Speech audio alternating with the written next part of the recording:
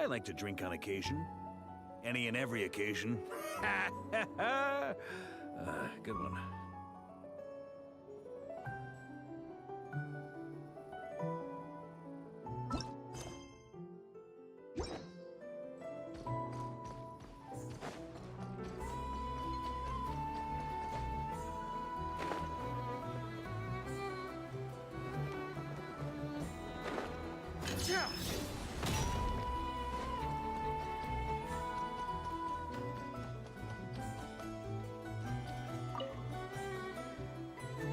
Traveler, Paimon. It's been a while. As it happens, there is a letter here for you. One moment. Here. A letter? From who? Dear Diary, I'm Kale. I work as a trainee forest ranger under my master, Tainari. I'm also studying at the academia. I've been getting better and better at reading lately. Mr. Al-Haytham says that the written word is a crucial medium for exploring the world and understanding oneself. That's why I decided to start this diary. That said, what should I write about? Things are pretty quiet in Sumeru these days.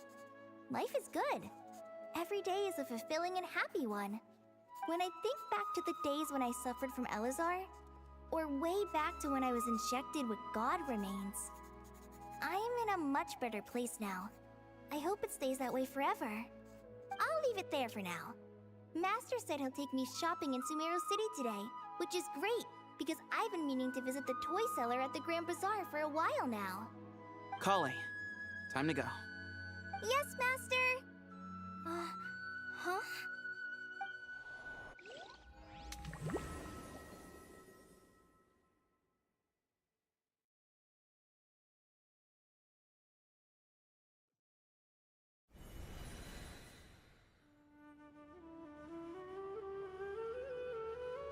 What's wrong, Kale? Is there something on my face?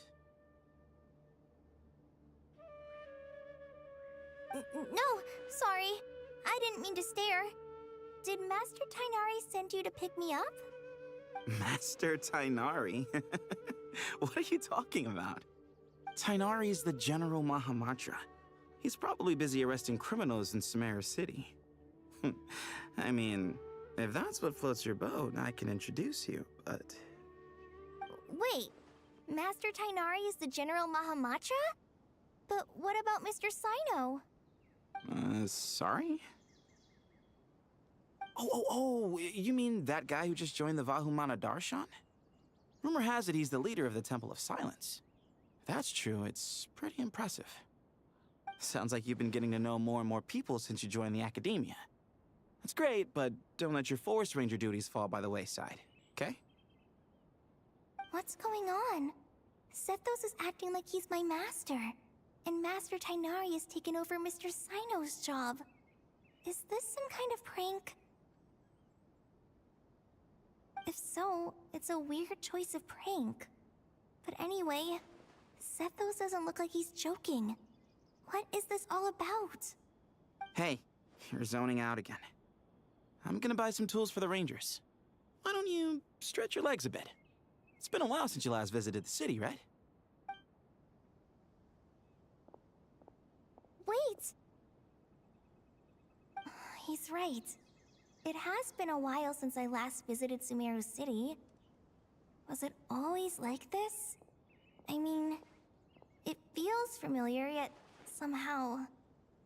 something seems different. Is this really Sumeru City?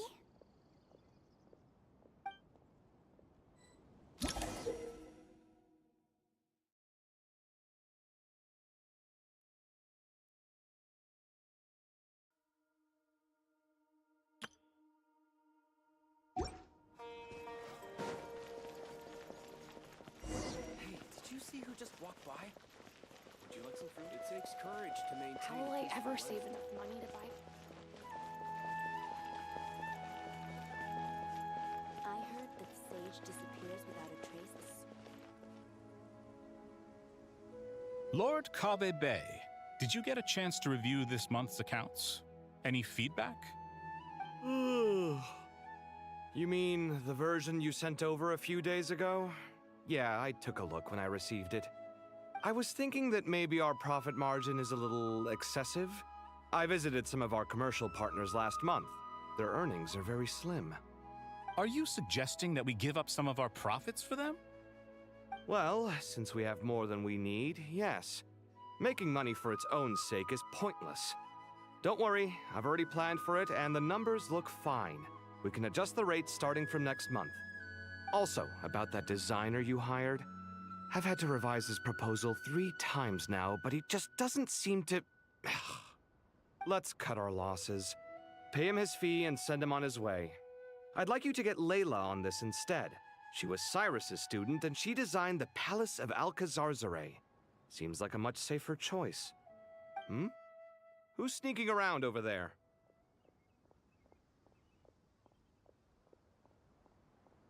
Mr. Kaveh? Do you recognize this person, sir? Yes, it's all right. We've met. This is Kale, Sethos' trainee. He brought her along the last time I went for drinks with him. What brings you to the city, Kale? Is your master here too? No, this is all wrong! Why is Mr. Kaveh saying that too? Tainari is my master, not Sethos. This can't be real. I have to ask someone else. There's gotta be someone else out there who still remembers the truth. Hey, wait! Don't run off! How strange. What's gotten into her today? It's like everyone switched places. I guess I'll keep looking around.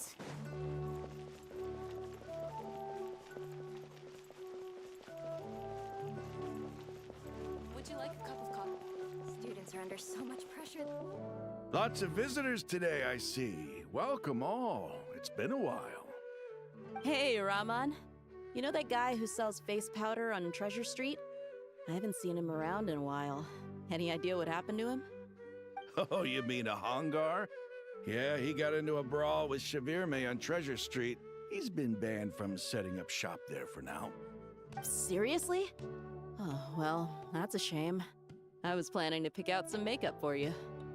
Oh, don't worry about it. The legendary Flame Mane discussing makeup with the Zubair Theater star dancer. Now there's something you don't see every day. Flaming? You know, I'm not actually sure when people started calling me that. Maybe the other Eremites thought I needed a fiercer title to scare people off? To be completely honest, I think the title would fit you better than me, Dia. You think? Can't say I've never imagined myself as a merc. If I ever give up the dancing, maybe I'll head to the desert and give the Eremite life a try. You would? Is that so strange? Oh, not at all. In fact, I've actually had similar thoughts before. If I ever get tired of sleeping out in the wild, I think I might go look for a job at the Zubair Theater. I've adored the dance of Sub-Zeros ever since the first time I saw you perform it. If the chance ever came up, I'd love to try it out on stage for myself. Really? If our manager Sataria heard you say that, she'd hold you to it. Probably grab you by the sleeve and never let you go again. Hey, when that day comes, I'll do your makeup myself. How's that sound? Sure. If the day comes, I'd be honored.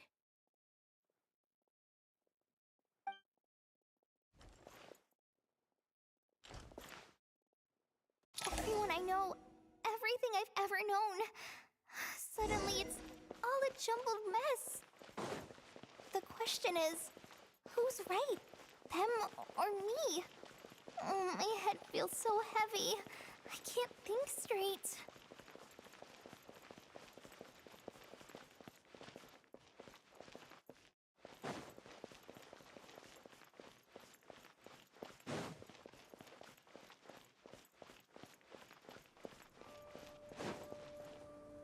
Mahamatra Tainari, we've apprehended the suspect. They say that the fool is prone to blind faith, but the wise man is not immune to it either. Siraj, Do you have anything to say in your defense? Tainari, you were the one who turned the sages against me. Just a few words of caution from you was all it took to destroy my research.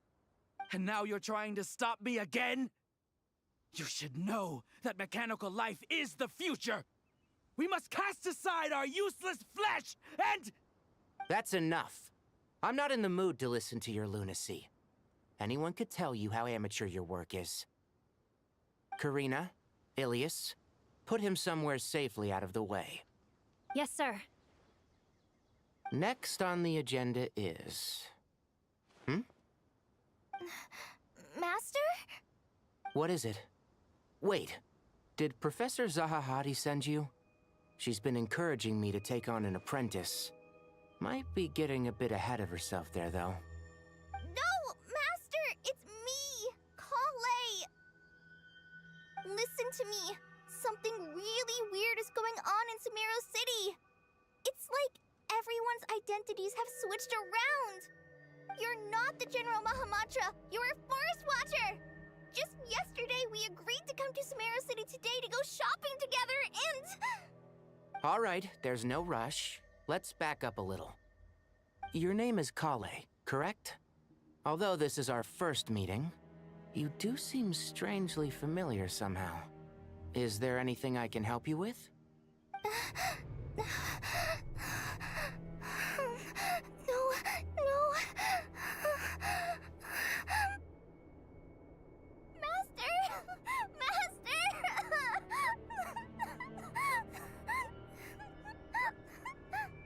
What is it?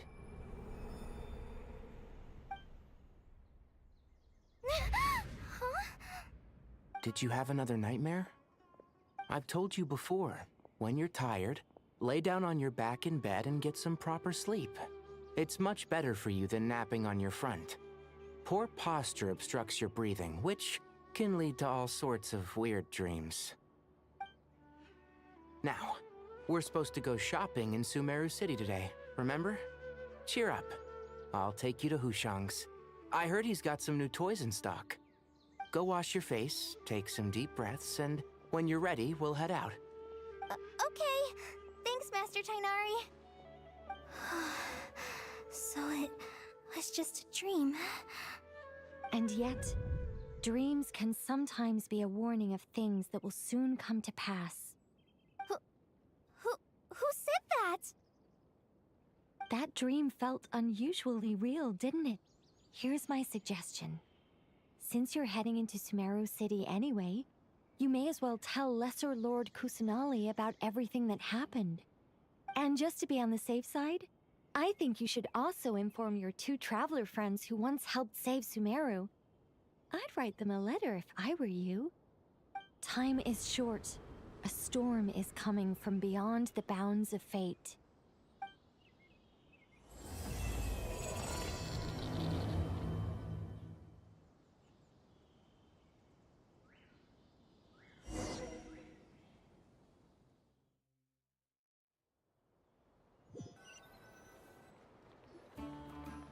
What a strange situation. No wonder Kale was in such a rush to write us a letter. Imagine waking up one day to find that everything around you has changed. You might not even recognize Paimon anymore. Oh, that's a scary thought. Let's get to Sumeru and find out what the heck is going on.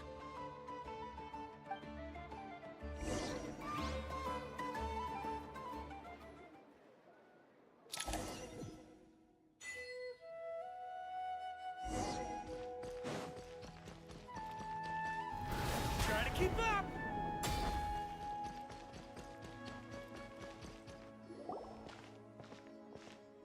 Kale! Traveler, Paimon! Thank goodness. I'm so glad you made it. Of course. We won't let anything happen to you, Kale. So, what's going on in Sumeru City? Looks like lots of people are moving or something. Yeah, I was just gonna say.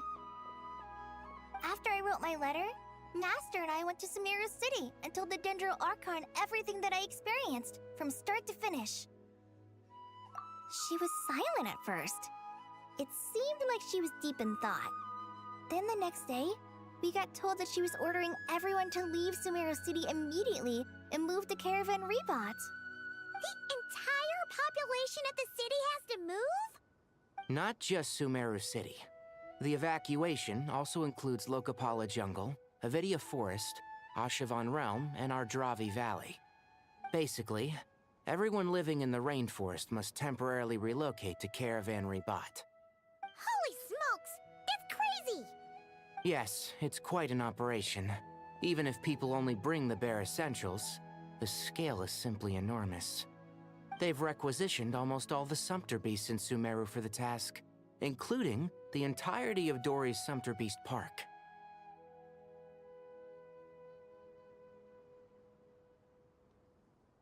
The Dendro Archon said that what Kale experienced was not a dream, but a warning.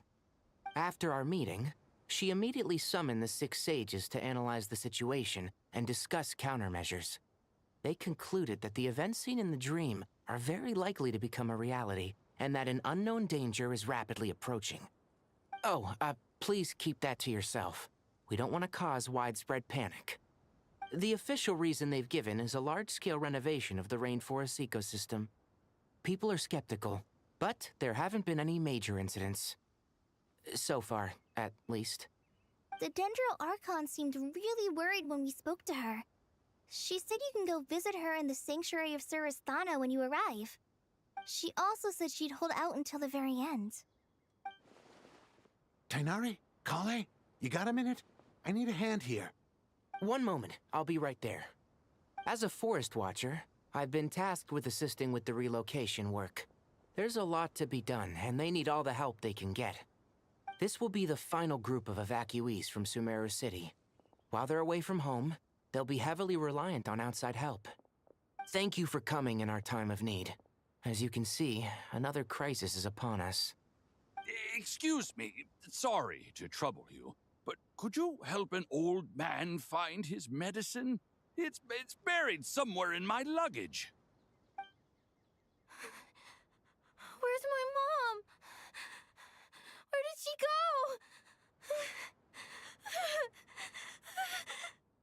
go?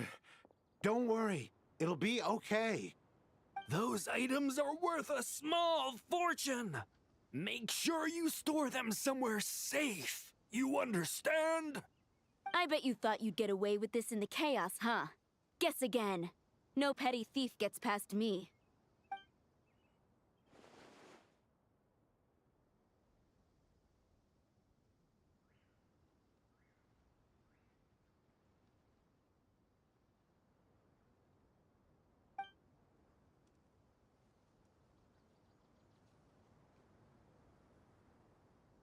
We should go help the evacuees.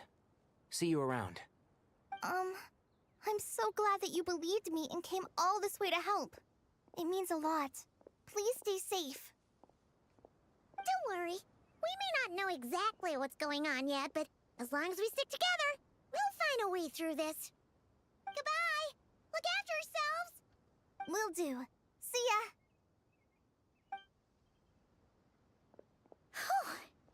Paimon's not sure how she found the words to comfort Kale because, honestly, she's kind of nervous herself.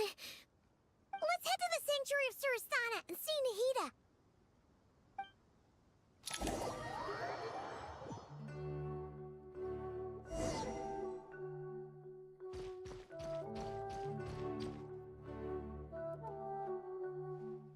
Who goes there? No one authorized access to this place. By order of Mahamatra Sino. Are you blind? It's the Traveler and Paimon. Surely you've seen them before. Huh? Oh, so it is. I'm sorry, I haven't been sleeping well lately. My nerves are a little frayed.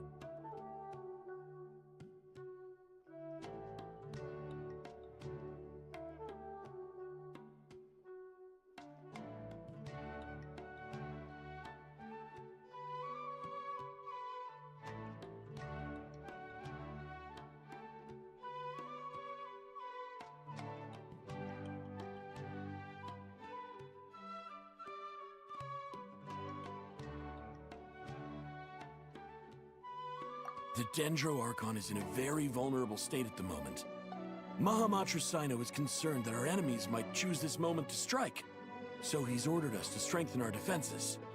Just seeing you two again already puts our minds at ease. Please, enter. I'm sure everyone's expecting you.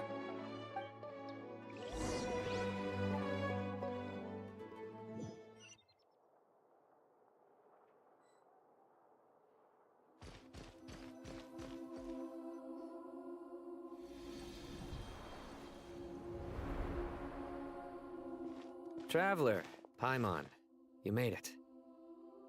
Aha! Perfect timing.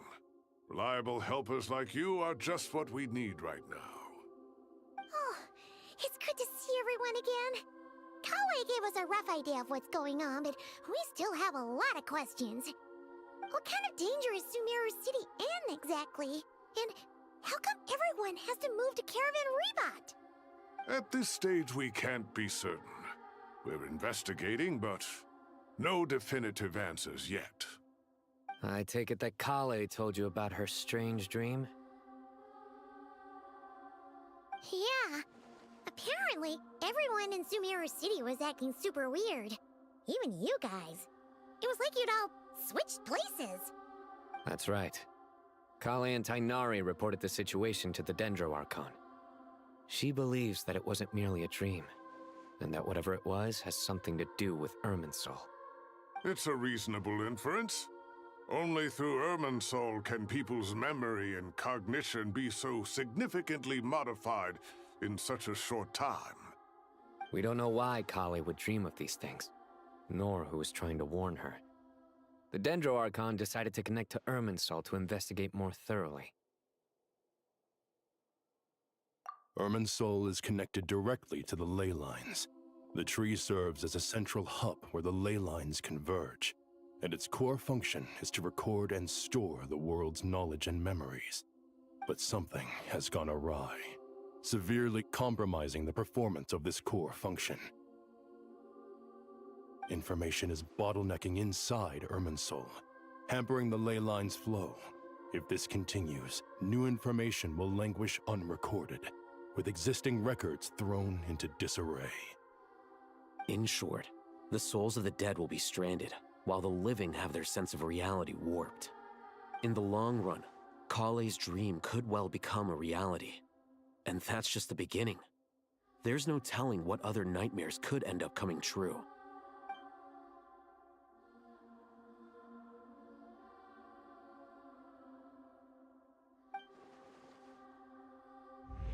I have come this far, to use my death to open the gates of the ley lines to my people.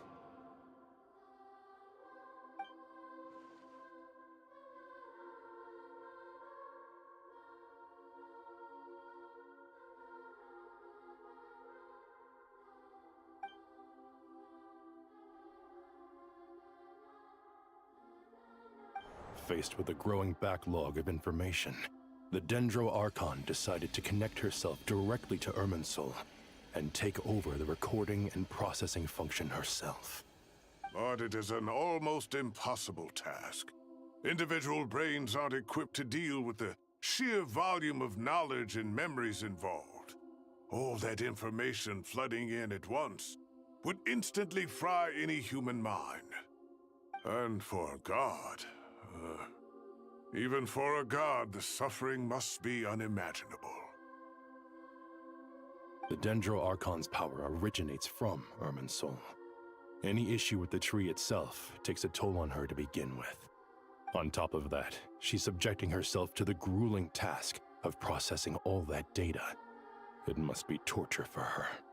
And despite all of this, she is somehow finding the strength to investigate the Irminsul situation from within and send us her findings. I finished analyzing the latest data. Looks like our working theory was wrong.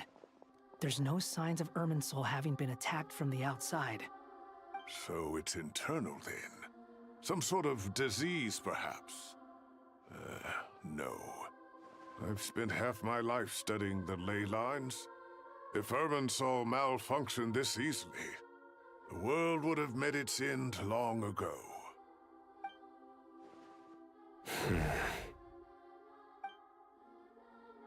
Sino? What is it? Not long ago, I got a tip from the Core of 30 that a large number of unidentified merchant caravans had recently been spotted entering Sumeru through Beta Harbor. At first, I suspected that they might have something to do with all this, so I sent some people to investigate. But if Irminsul wasn't attacked from the outside... Don't you think there are more important things to worry about right now than guessing who's behind all this? It's been over 12 hours with no new intel. If even the Keeper of Irminsul is this badly affected, you can imagine how bad things are in there.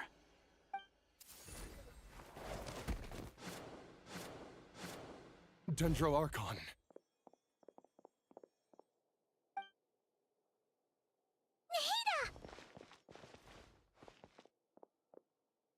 What's wrong?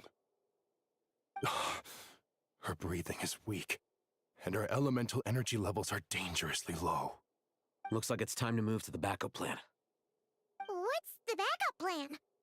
Get out of the city and take the Dendro Archon with us. The entrance to Irminsul is directly beneath the sanctuary of Surasthana.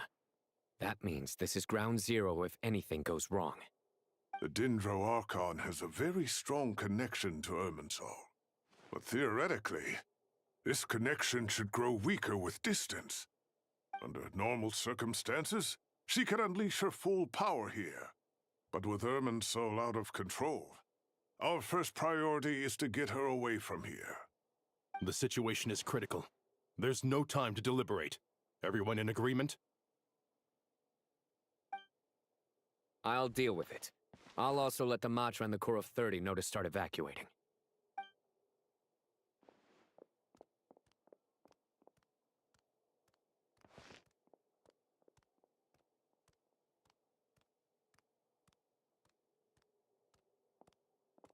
Let's go. No sense grieving when there's nothing more we can do. Agreed. We'll be back as soon as this is over.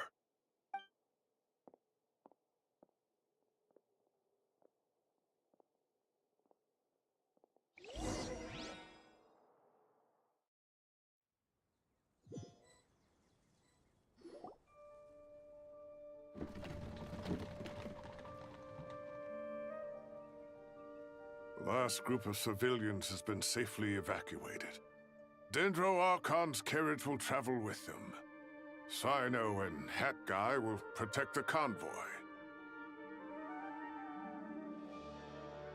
With the Dendro Archon in a coma, we've lost our means of investigating the situation. And with Irminsul still deteriorating, we have no choice but to evacuate Sumeru City. Feels as though we're being pushed along by an invisible hand. Stop moaning, Cyrus. We're the teachers here. We should be showing a little more confidence, don't you think? A wise judgment. Let's move out to Caravan Rebot.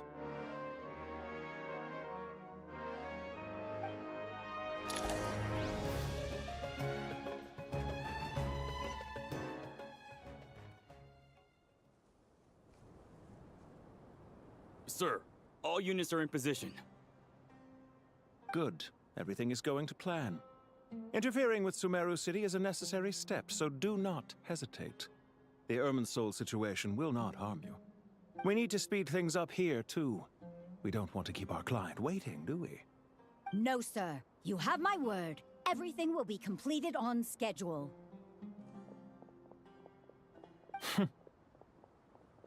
They say that fervent ambition attracts the favor of the gods, and with it, a vision. But we appear to be the exception. So, is our ambition not strong enough?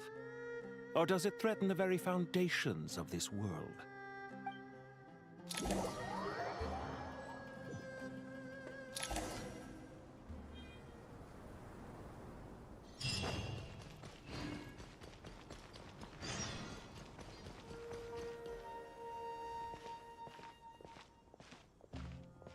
How is the Dendro Archon? Her breathing is steady. I prepared some therapeutic incense for her, but it hasn't had much effect. Her vitals are still very weak. Based on the information you've provided, I have a working hypothesis. Her condition is partly due to Irminsul's influence, and partly due to a physiological imbalance caused by the rapid depletion of her power. Elemental energy usually flows through the body at a relatively constant rate. The body grows accustomed to this rhythm, so when it's thrown out of balance, physical symptoms will appear. Is this similar to the ley lines? Overloading and withering both directly affect their vitality, potentially causing irreversible damage. Correct. From a biological perspective, if you overexert yourself, you pay the price with your life. The Dendro Archon is not only drained of power, but her life force is at a critically low level. Is there any way to restore her health? I know the ley lines have strong self-healing abilities. As long as any blockages or pollutions are dealt with, they can quickly regain their vitality. But what about people? Well, gods. What's their capacity for self-healing? Before we think about that, there's a bigger predicament to resolve. Restoring the Dendro Archon's power requires us to heal Irminsul first. But that will be extremely difficult without the Dendro Archon's power. Paimon's already getting lost here.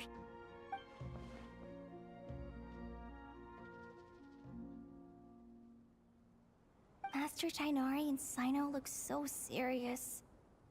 I've not heard Master speak in this tone for a long time.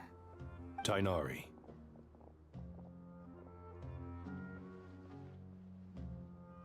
Master Nephis, sages. Tighnari, haven't seen you in ages. Have you gotten taller? Or did your ears get longer? Hopefully the former, Uncle Baladuri. Cyno, where's Professor Cyrus? I thought he'd be with you. He went out into the wild to investigate the situation. He said that the Irminsul anomaly will likely start to affect the real world soon. He shouldn't be trotting around alone at his age. Which way did he go? I'll look for him later. Would someone mind introducing us? Ah yes, of course. Allow me to do the honors. I'm sure we're all familiar with the Traveler and Paimon. They're the heroes who helped foil Azar's conspiracy and save Sumeru. These gentlemen and I are the 6 current sages of the Academia. Balduri and I are part of the Old Guard, while the other 4 took office after Azar and his clique fell from power. We have Sage Elkindi of the Spontamad Darshan, Sage Farnas of Kasharawar, Ritaoist Sage Shakir, and finally Harabatot Sage Rusht. Nice to meet you all.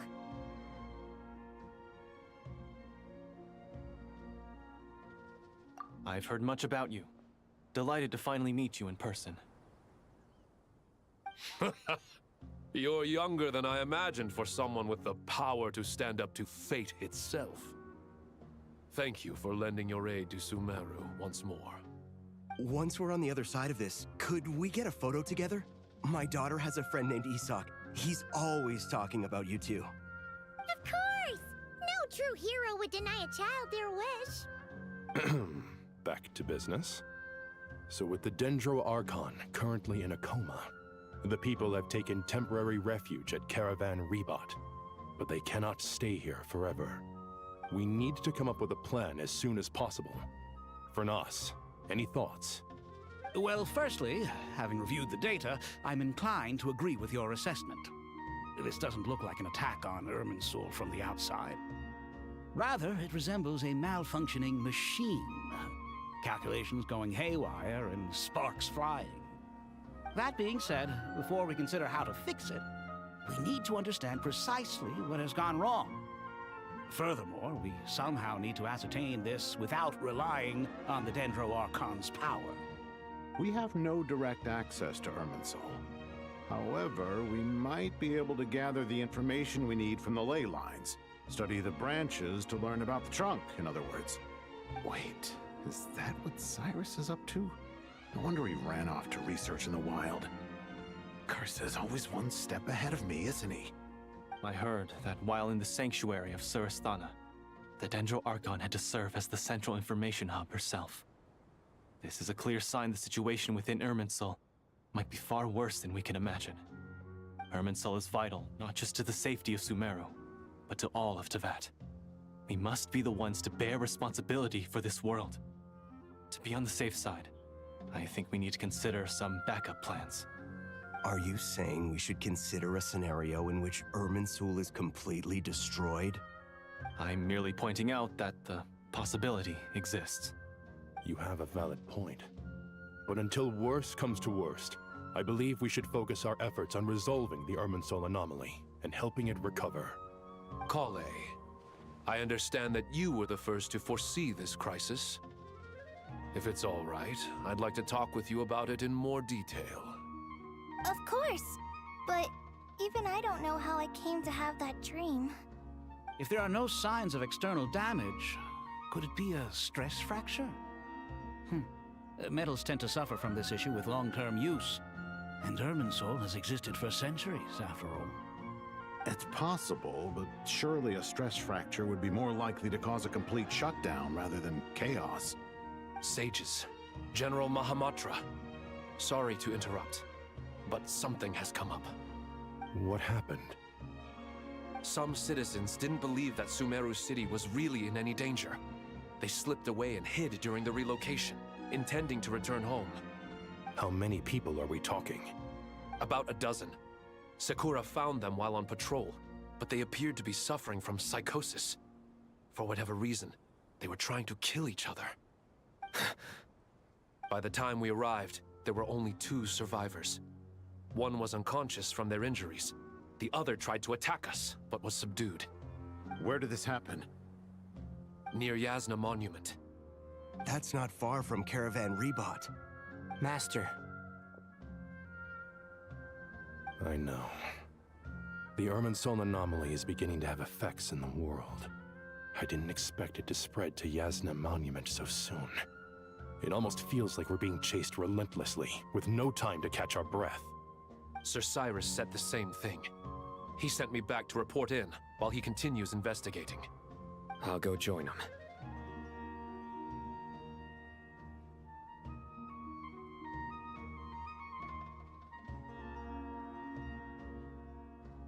Count me in too.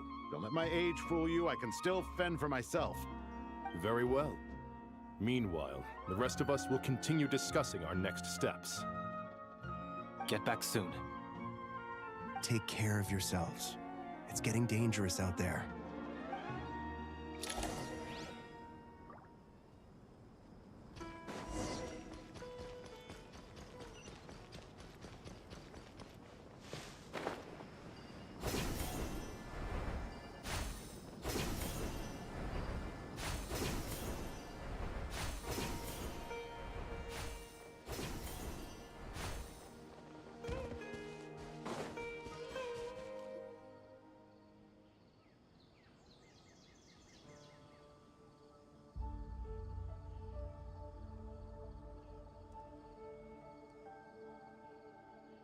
Please, don't go any further.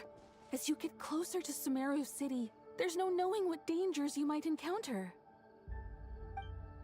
So this is our mentally disturbed man? I'm going to gut you all!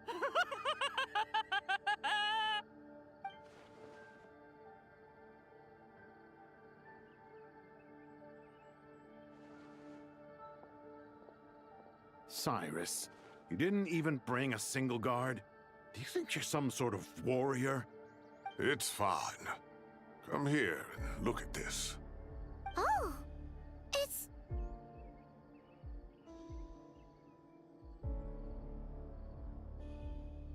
That's right.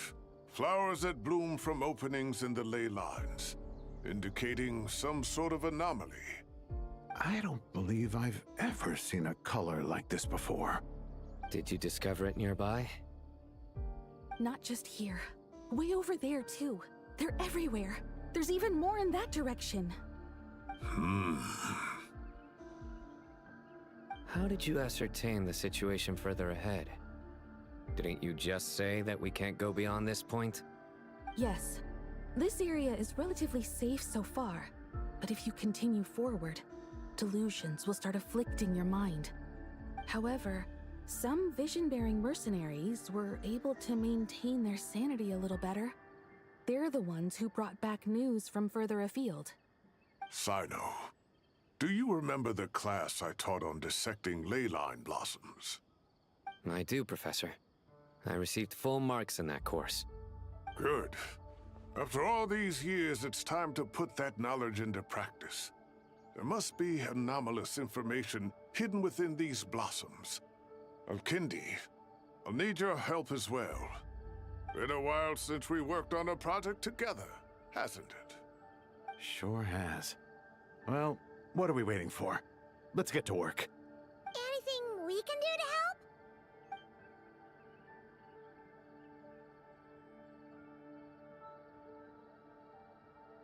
Will you need my help? All right, well, don't go too far. There's too many unknowns at this stage. Let's regroup at Caravan Rebot later. Don't worry if you don't show up. I'll come and find you.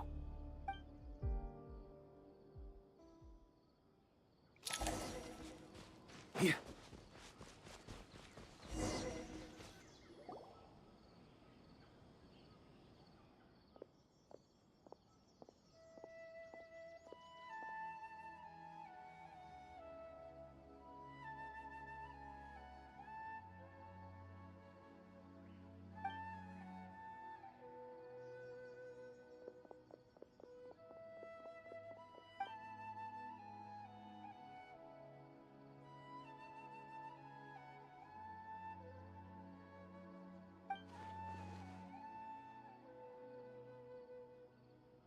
That should be the heart of Oasis.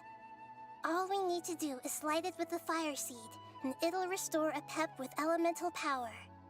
The damage it suffered internally will also slowly begin to heal.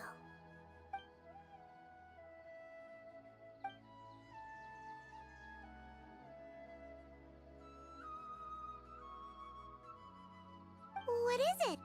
You thought of something? Really? Then let's get back and tell the others!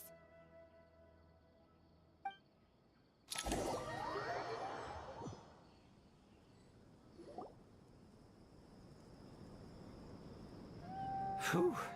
Glad to see you've returned safe and sound. Any longer and we would have gone out looking for you. Well, this is a nice surprise. Paimon sure feels better with everyone we know here. We've made some progress, so let's start by giving you and Paimon a quick update. By dissecting the ley line's blossoms, we've been able to deduce that although Irminsul is experiencing an anomaly, it has not completely rejected access from the outside. The Dendro Archon has the power to connect to Irminsul, but there's also another way. I assume you recall the devices everyone was wearing when you first arrived in Sumeru? Devices? Oh, wait. You mean... The Akasha terminals? That's right. Of course! It's been so long, Paimon almost forgot all about the Akasha. Wasn't it shut down, though? Yes, but although the system isn't currently operational, the technological infrastructure is all still there. And it turns out that a certain someone gets so bored at work that he's actually read through every single one of the instruction manuals. No prizes for guessing who that was. If praising others is that embarrassing for you, you can simply spare yourself the ordeal. As much as it pains me to say anything nice about him, there's no denying his intelligence. He rarely forgets anything he's read. The Akasha is exactly what Sumeru needs at this moment. Between us, we should have all the knowledge and expertise we need to get it up and running again. But if I recall correctly, doesn't the Akasha need a Gnosis to function? That's exactly right. The Akasha relies on the Gnosis as a power source, and in its absence, we'll need to find an alternative. To tackle this problem, it looks like we'll be relocating once again.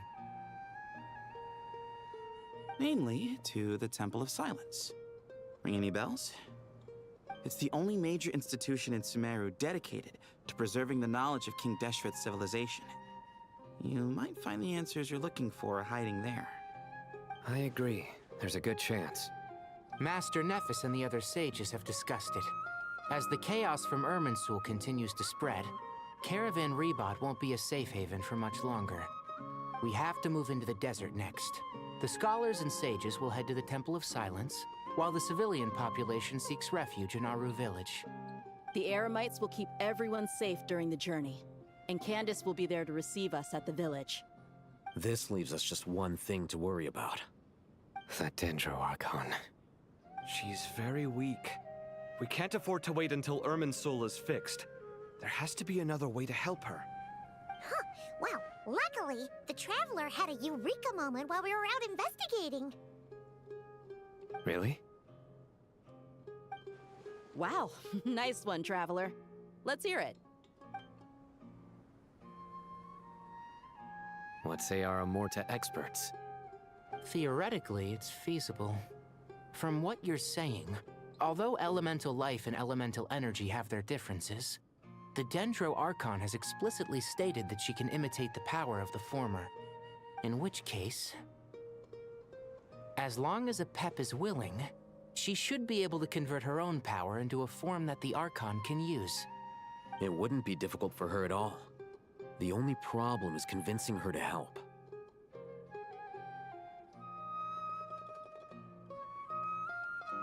Yeah! Even though she wasn't exactly friendly the last time we met, she didn't refuse to talk with us. When she realizes the danger that Nahida is in, surely she won't turn a blind eye to it. Well, hopefully not. Either way, we're not exactly spoiled for choice here.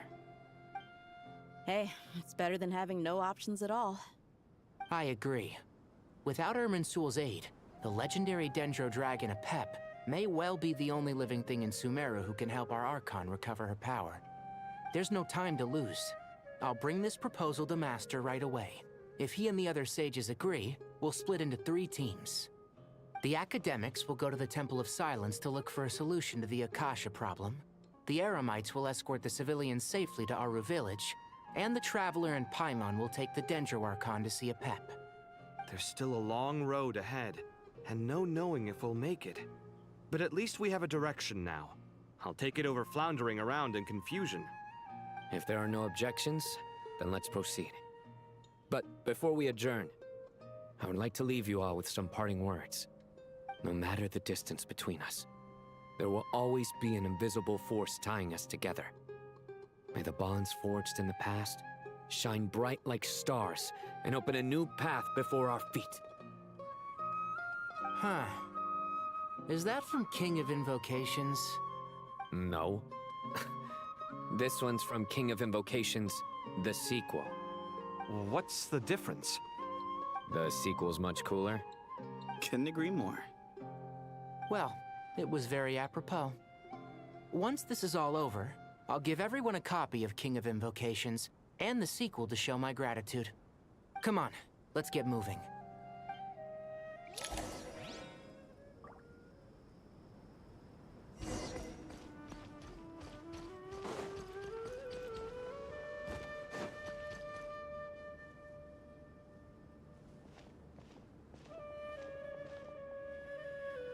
Tighnari has brought me up to speed. I approve of your plan of action, but we can't proceed with everything right away. The people need to rest. For many of them, this will be their first time in the desert, so we'll need to find additional personnel to help escort them. You two, please go on ahead with the Dendro Archon. Let's rendezvous at the Temple of Silence later.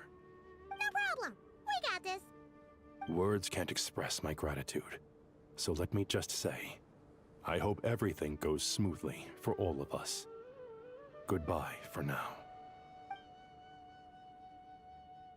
All right, let's get going. If Paimon remembers correctly, the last time we saw Apep was in... Traveler, Paimon. Could I borrow you guys for a moment? It'll only take a second. Kale, what's the matter? Well, the thing is...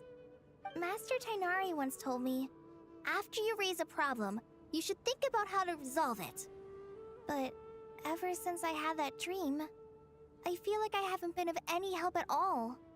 I tried my best to keep up with the conversation, but there was so much new information, I couldn't take it all in. So, I just wanted to ask, do you have any tips for me there? Huh. Paimon knows exactly how you feel. But fear not, everything you need to know is right here in Paimon's notes. Sumeru chapter. It's got tons of info about all the things we've seen and heard on our adventures. Some parts are a little simplified, but hopefully it all makes sense. You see? Being the greatest guide in Tibet isn't just a fancy title. It takes a lot of hard work. Paimon doesn't always understand the things you're talking about with other people. Whenever that happens, she notes down the confusing parts and goes over them in her own time. This is perfect. Could I borrow it? Sure. Matter of fact, you can keep it if you want. Paimon has another copy. The spare copy was originally meant for the traveler. Paimon used to worry that one day he might not need a guide anymore, so she wanted to have a gift for him, in case we ever parted ways. But it doesn't seem so necessary nowadays. We have so many more places to see together. One copy will be enough for both of us. Thank you so much. But still, these are your treasured memories. I think I'll make my own copy and then return the original to you. Anyway, that was all. I won't keep you any longer. Have a safe trip. See you again soon. See ya! Alright, time to bring the Hida to see a Pep. Let's hope that old grouch is in a negotiating mood.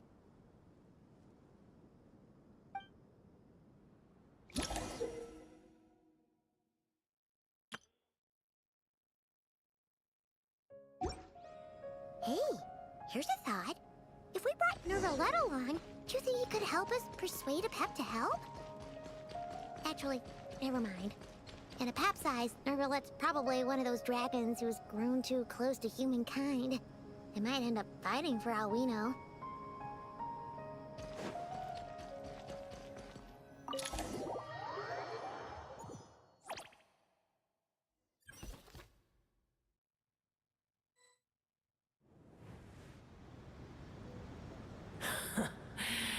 I had a feeling your kind might come calling. The ley lines are in disarray. Something has gone wrong with Irminsul, yes. Even from a great distance away, I can sense that Sumeru is headed for destruction. You who took our home from us, prepare to watch as your own world is plunged into oblivion. Oh, how the cycle of history comes to a poetic conclusion. This isn't a joke, Pep! The Hida's in grave danger! Can you please help her? Is she now? Then do explain. For what reason should I lend Boer my assistance?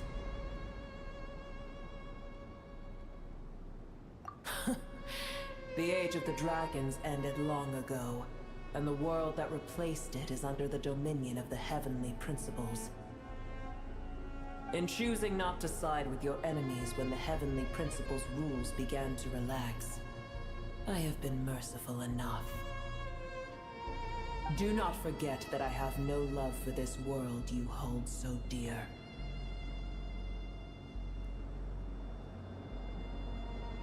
Apep, if you truly despise gods and humans so much, well, after the great humiliation of being helped by a god in the past, shouldn't you be jumping at this chance to balance the scales? Now that is a compelling reason.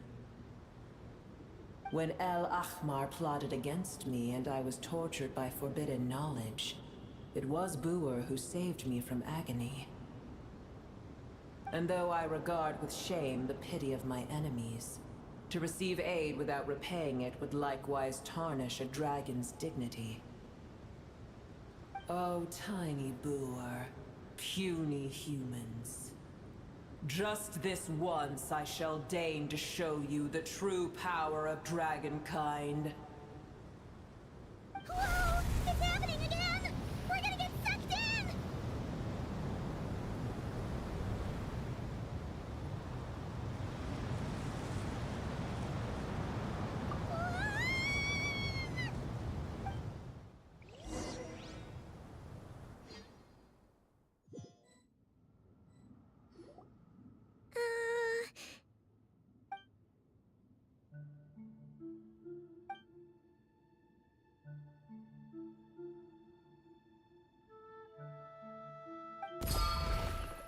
It is done. The heart of Oasis is supplying her with life force as we speak. It shall not be long before she recovers. But I should warn you. Booer's existence is closely intertwined with Irminsul. Unless the issues plaguing it are resolved, she will never completely recover her former strength. Oh, thank you. Spare me your words of gratitude. You may also spare me your feigned concern.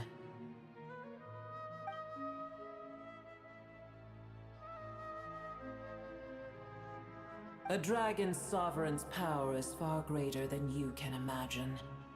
While I was indeed weakened when the heart of Oasis ran dry, providing Tiny Booer with a morsel of my life force shall have little consequence for me. Oh, good to hear.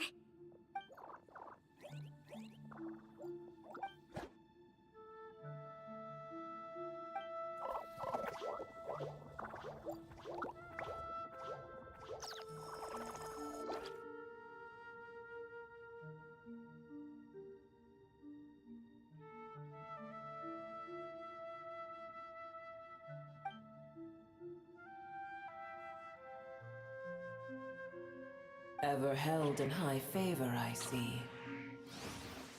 Oh, well, you know. The compliment was sincere. Simply accept it.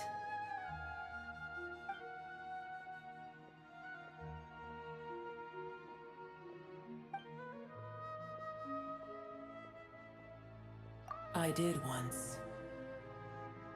That tree was not planted by the heavenly principles. Irminsul existed before they ever arrived in Teyvat. What?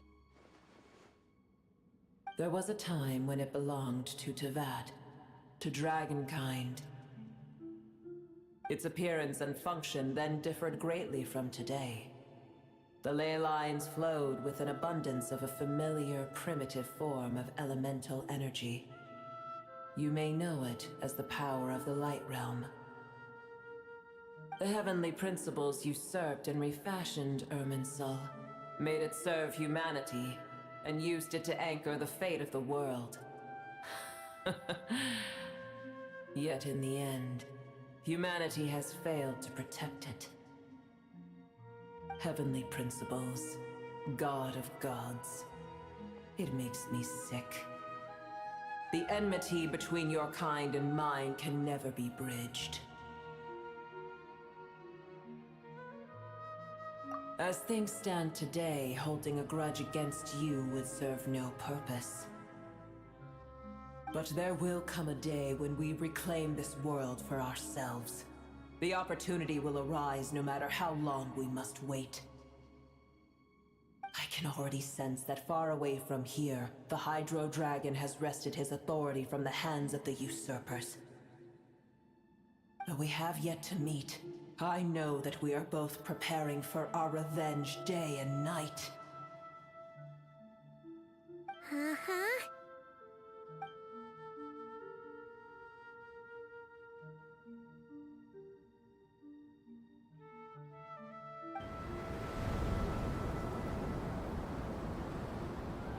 I hear a great disturbance out there. Huh? What is it? Sandstorms come. The Jinn. I see.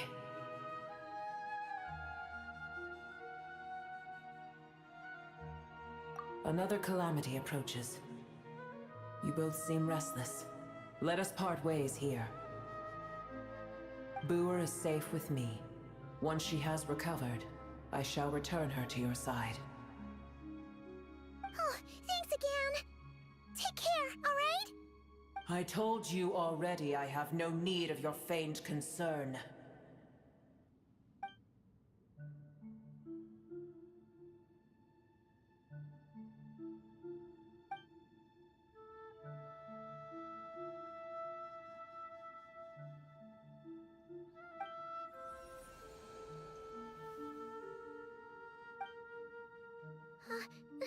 He Are you okay?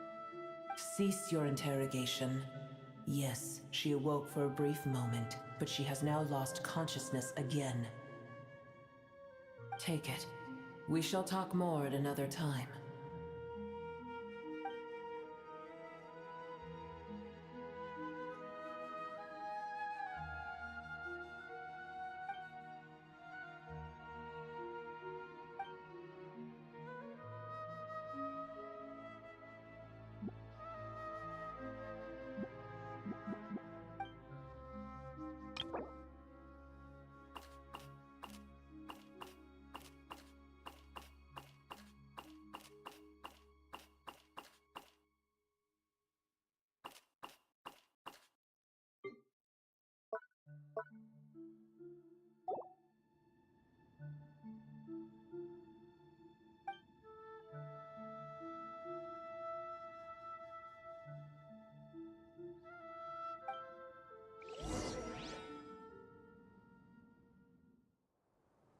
Where the heck are we?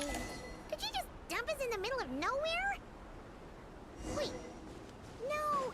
Paimon remembers now. The Temple of Silence is over that way. Come on, let's go find the others.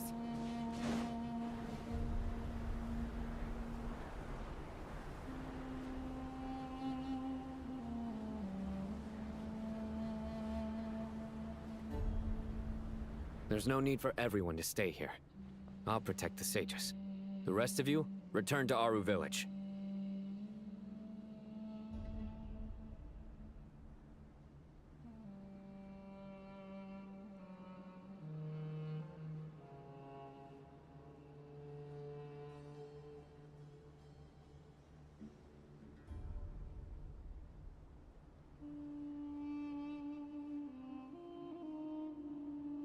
Yes, Mahamatra Sino.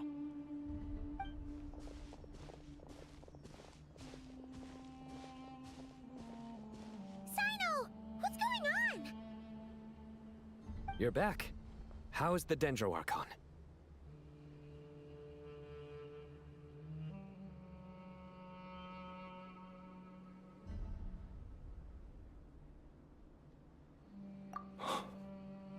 What a relief. It's the Jinn. Countless Jinn have stirred up violent sandstorms across the desert, blocking our path to the Temple of Silence. Tighnari and Kale have returned to Aru Village to help. The Jinn are being highly aggressive, so both the village and the merchant caravans require protection. It's just one thing after another. Where did all of them come from anyway?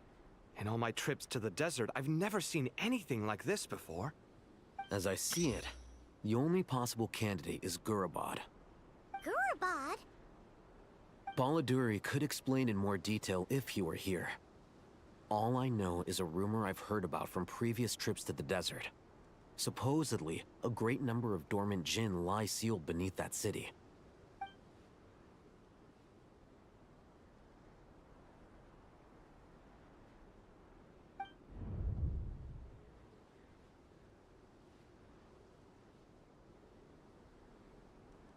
Gurabad is, for me, a fated land.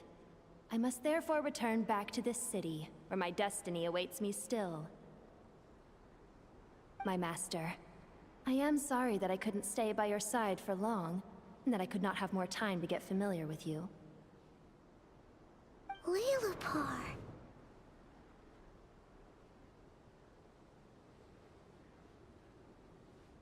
Yeah, we once said goodbye to a friend there. Well, maybe not a friend exactly, but someone we met on the road anyway. She was a strange bottle. If we can find a way to wake her up, maybe she can help solve the situation in Gurabad. Well, be careful. You may find there's more than just the Jinn to worry about. You mean, there are other dangers in Gurabad? It's a sensible assumption to make.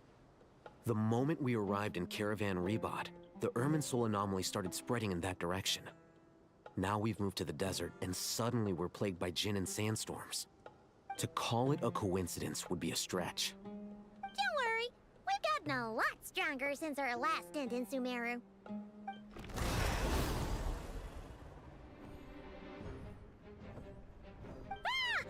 When did they show up?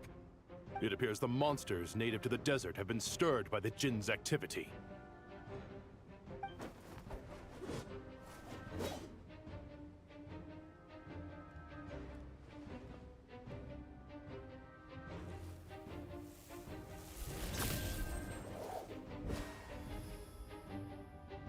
You should get going. We'll take care of things here.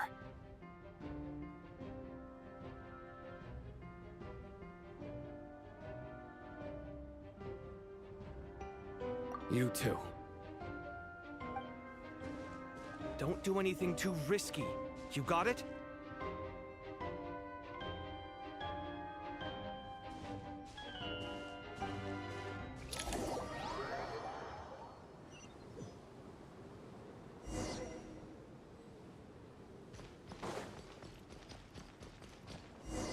The Jinn are swarming out of Gurabad!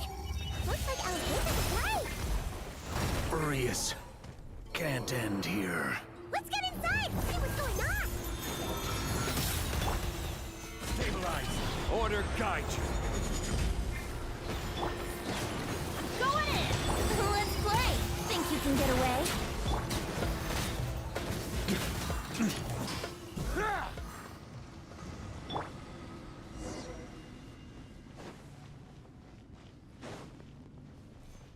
They just keep coming! How many of these things are there? We'll never take them all! Target spotted! All units at the ready. The Patui? They must be using this place as a stronghold! Are they the ones behind all this? Took too long. On me. Fighting Jinn with one hand and Patui with the other? This is pure chaos!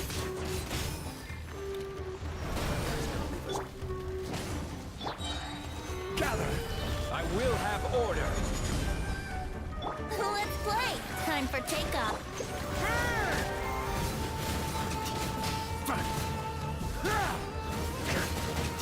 Thunder!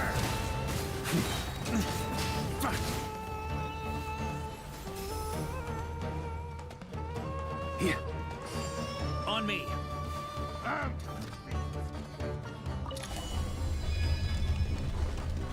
Do you see that strange machine?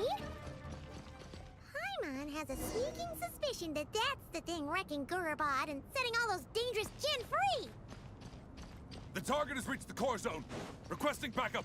Repeat, requesting backup.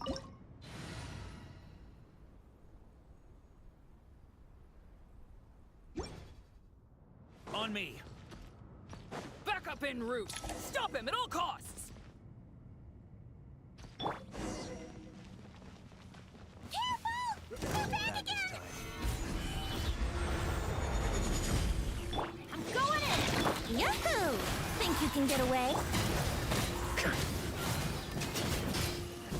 Suck, suck! Nice one, Traveler! Let's keep going!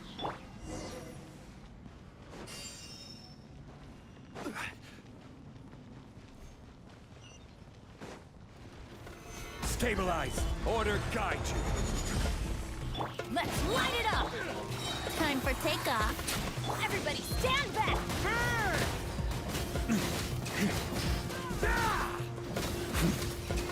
Up the ante!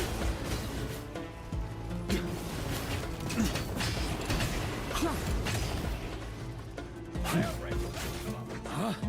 Here.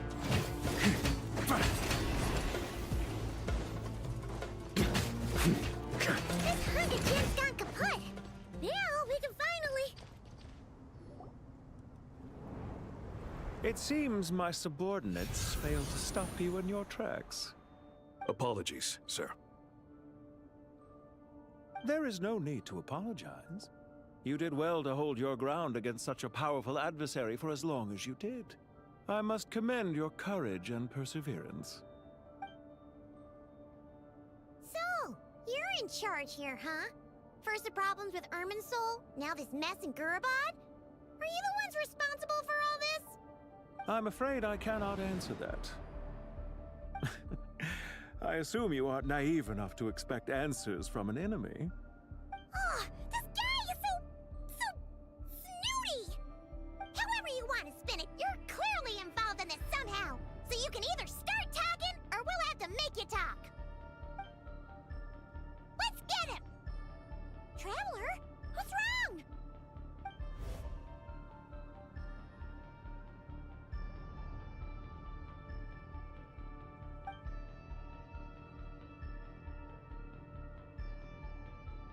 You're remarkably calm.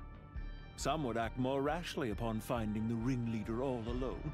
But you keep your cool. Even as your enemy, I must applaud you. Did you show yourself just to say that? Is this you trying to take back control of the conversation? Unfortunately, I really don't have anything to say to you. I am here merely to indulge my own curiosity. Your names are well known among the Fatui. Naturally, I wanted to observe you up close while I had the chance. Hey! Don't treat us like we're some kind of exotic animals in a zoo! Oh, I wouldn't dream of it. You seem rather predisposed to misunderstand me. I'm quite aware that you are both heroes of great renown. You have resolved crises in many nations and won countless allies along the way. I've been following your adventures with great admiration. My only regret is that the trajectory of your journey conflicts with our goals. What do you mean, admiration? Sorry, but that sounds pretty weird coming from you. I don't see why. We may happen to occupy opposing sides, but there is no cause for deep-seated enmity between us. To respect one's enemy is to respect oneself. Well, now that you're observing us up close, what do you see? I've observed as keenly as I can. Yet, while I endeavor to understand, your true strength remains a mystery to me. Violence is not my area of expertise either, so, you see, I would much rather converse with you like this than determine a victor with the edge of a blade. Besides, I've heard that even 3 moons in the sky fail to eclipse your brilliance. I know better than to bite off more than I can chew. 3 moons? So you have a connection with the Harbinger, the Doctor. Well deduced. Our commander, Dottore, died in Nodcry, but there are things that do not end with his departure. We must... Look at me. I almost divulged more than I should have. What are you after? Revenge for Dottore? Or are you plotting something else? I've said quite enough, I believe. There's no point in continuing this conversation, except to say, I've noticed that you seem to know your way around here quite well. A repeated visitor to Gurabad, are we? Ugh. I'll take that as a yes. Then I'm sure you'll have heard the story of this place. The mother of the Jinn, Lilupar, and the tragic tale of her vengeance that spanned 3 generations. It was right here that Lilupar once helped the wise to ascend to the throne. But from that moment on, every king who sat upon it was corrupted by power. These degenerate rulers lost control over their nation, and with it, the right to occupy that exalted seat. What are you trying to say? I once admired you for your adventures. That is the earnest truth. But it appears to me that your journey serves ultimately to uphold the rules of this world. Are these rules truly just? Does the heavenly principles rule with wisdom or folly? And how can we be sure that the 7 who wield authority over the world will not be corrupted? Do you seriously think you're gonna convince us of anything? Convince you? I'm sure my commander already tried that. Why would I waste my breath doing the same?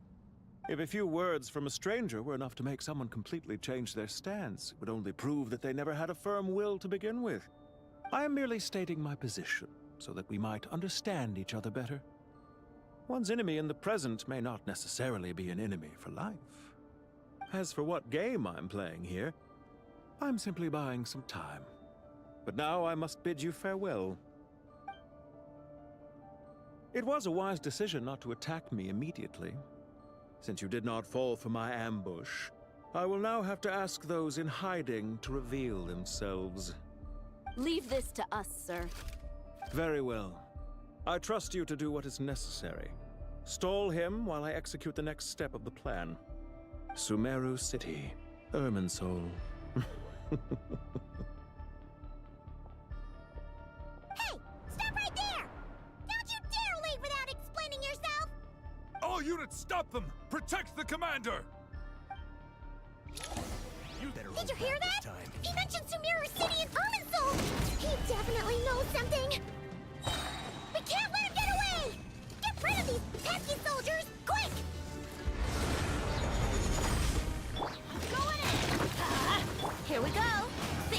get away. Rear guard to the front! Don't let them through!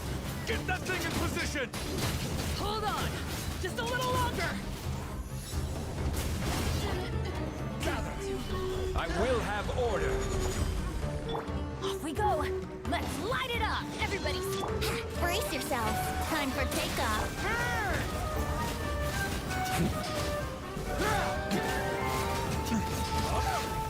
finally beat them! That mysterious guy can't have gotten far! Let's catch up with him!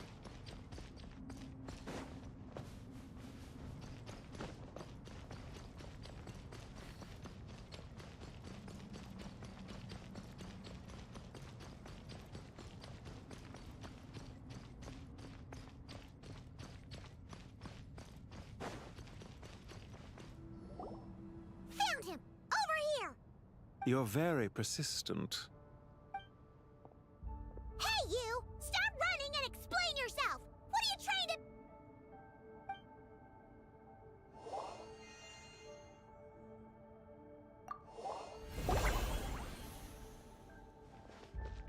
What's this? Relax. A small trap like this won't be enough to hold you. The sandstorms from Gurabad will die down soon enough, but this small window of time was all we needed to launch the next phase of our plan.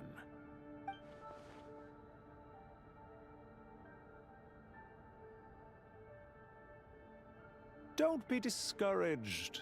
I knew that someone would come here eventually, so I planned ahead. Where to chat with you, which door to exit from, even which mechanism to wait by for you. I thought through every detail. You, meanwhile, know nothing of who I am. So far, you've only heard my voice, and for all you know, it may not even be real. But not to worry. This is only our first meeting. It shan't be our last. Just answer me one last question. Why do you continue to follow Dottore? He has conducted countless cruel experiments, even on his subordinates. Follow isn't quite the right word. Let's just say even those you see as villains have their friends, even if they aren't the most sincere of friendships. When any set of rules is established, there will be those who benefit and those who lose out. People will do anything to justify what they have gained or escape from the hardship imposed upon them. Neither he nor I are tolerated by the rules of this world. We were both searching for a new order. Our ideas of the final form that should take may have differed, but our journeys took a shared path. Goodbye, Traveler and Paimon. I wish you a timely escape, albeit not too soon. I will need a little more time to prepare, after all. Hey! Come back! Wait, this dark wall. We've seen these on our adventures before. It swallows people up! Oh, I'm sorry. She shouldn't have jumped the gun!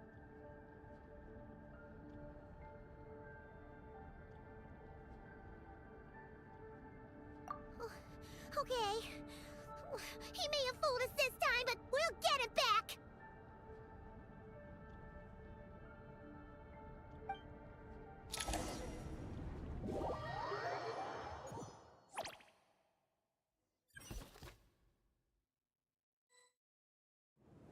Sino and his team are guarding the north. We'll take this side. There's so many Jin. We can't let them get into Aru Village. Don't fret.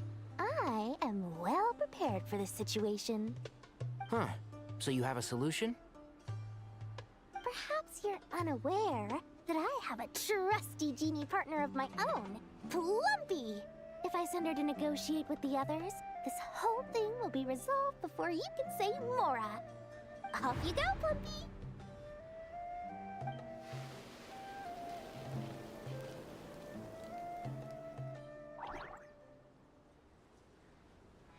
Come on, what's the holdup? 5,000 Mora. 20,000 Mora.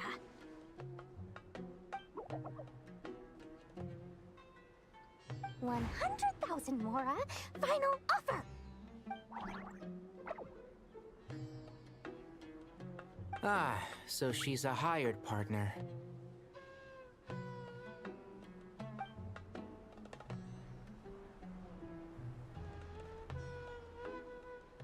hired partners are reliable too.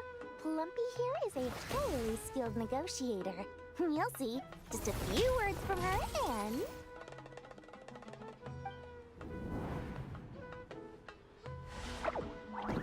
Plumpy! Don't you, Jin, have any respect for the rules? This was supposed to be a negotiation! How dare you treat my messenger like this? You wanna play rough? Two can play at that game!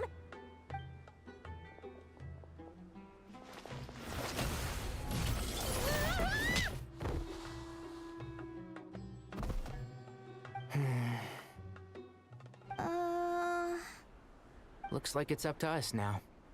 Be careful, Kale. Yes, Master.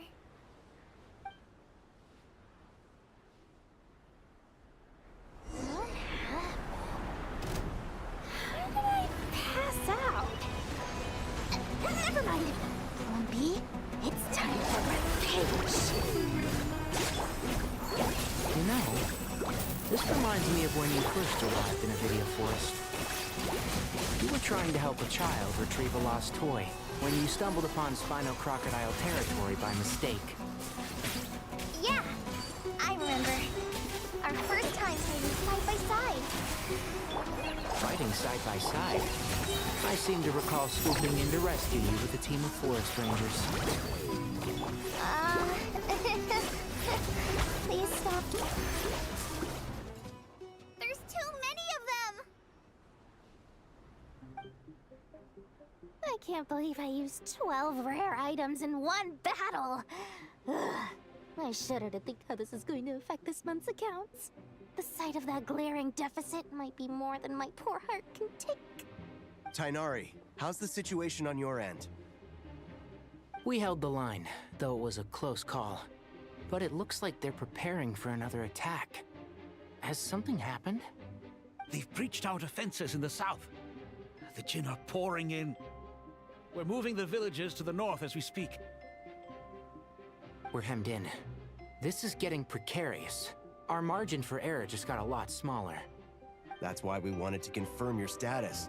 We need to consider our next move carefully. Bad news! Another line of defense has been breached. Kale, go with them and assess the situation. Dory and I will hold the line here. But Master! Even with 3 of us, we barely managed to. This is not a discussion, Kale. Don't worry about us. She clearly still has plenty of tricks left up her sleeve. Wait, you can't pin all your hopes on me? Oh, great. I've almost run out of the things I brought with me, and the rest is back at the caravan. I should be able to hold out for a little longer, but still... Master! Need any help? Huh? What is it, Kale? If things continue like this, it won't be long before Aru village is overrun by Jin, and the sandstorms are sure to follow in their wake. I do have a plan, but I can't guarantee it will work. I don't care. Whoever you are, please just help us. The only one who can help is you. I am merely here to guide you along the correct path.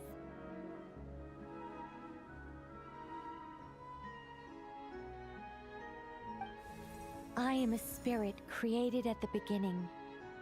I am a flickering illusion. I am the shimmering light that flows from the eyes of the Creator. What do you mean?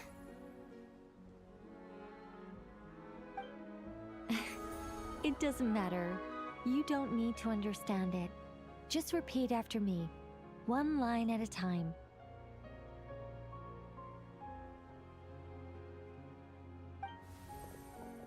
Watch out! Jin incoming! I am a spirit created at the beginning.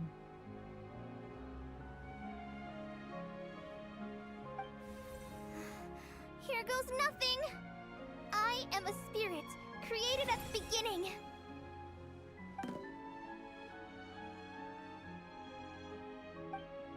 I am a flickering illusion.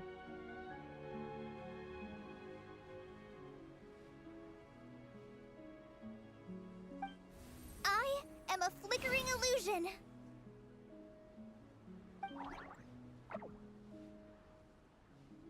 What's wrong, Plumpy? I've never seen you so agitated before. But how do you... Do you know what Kale is reciting? I am the shimmering light that flows from the eyes of the Creator.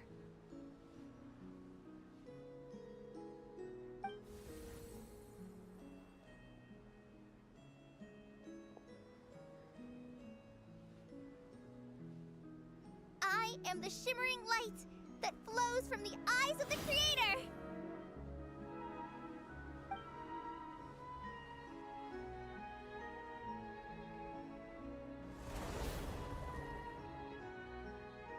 It's a song composed by the goddess of flowers, but very few records of it remain, even in historical texts. All we have is a few fragments. Is Kale an avid historian? Not to my knowledge. The Jinn have actually quieted down. Although... no, it's more than that. It looks like they're showing... submission. Clearly the songs left by the goddess of flowers have a soothing effect on them. At the very least, they're much calmer now. Really? Let me try. I am a spirit created at the beginning.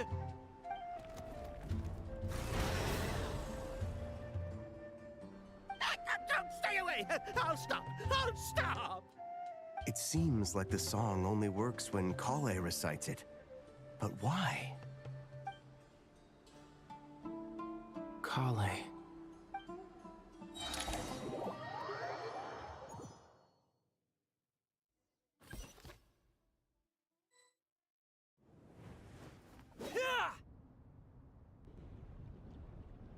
Any luck?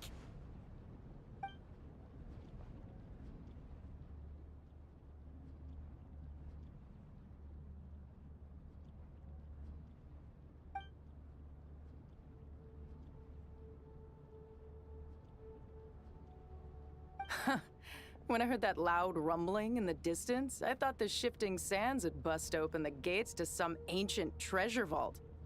Turns out it was just you guys. Huh? Wait, that sounds like... It's been a long while. Did you miss me?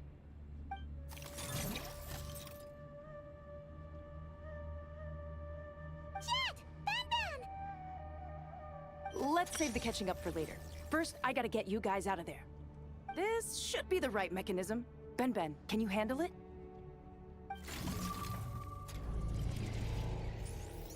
There we go. Come on, let's leave this place.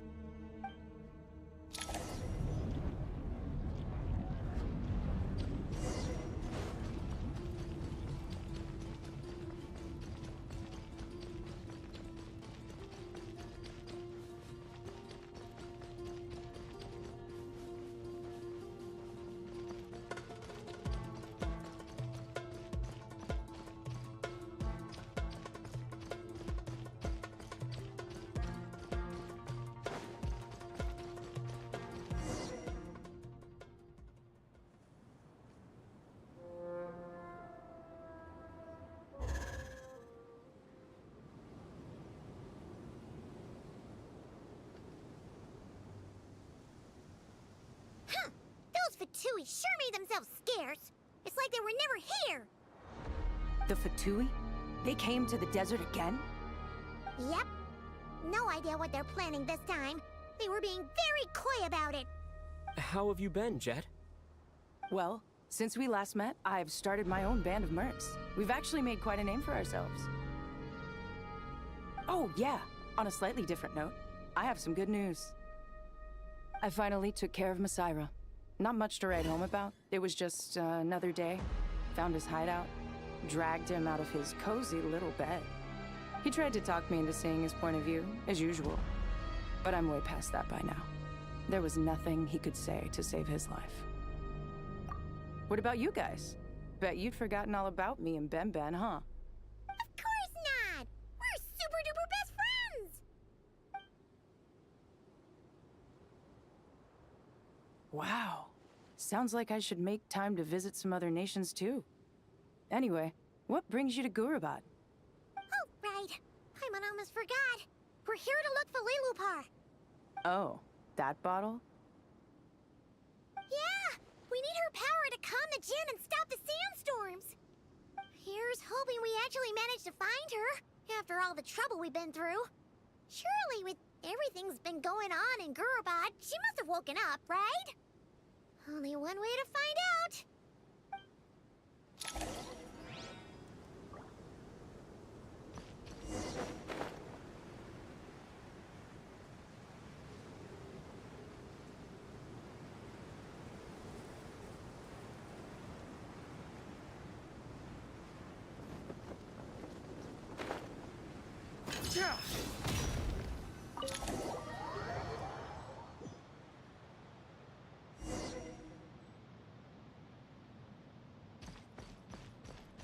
Let's see.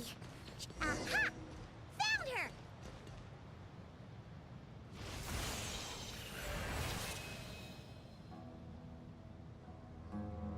Lilupar! What a long dream that was. It's been a while, my master. Oh, and you're here too, little wildcat. The four of us back together again. Imagine that. After we last parted ways, I merged with the land beneath Gurabad to suppress the dark calamities stirring in the depths. It rekindled the flame of vengeance within the Jinn, depriving Gurabad of any hope of peace. I fought against it for a long, long time. Until one day, I sensed a change in a foreign land to the west. Suddenly, the pitch-black abyss fell silent.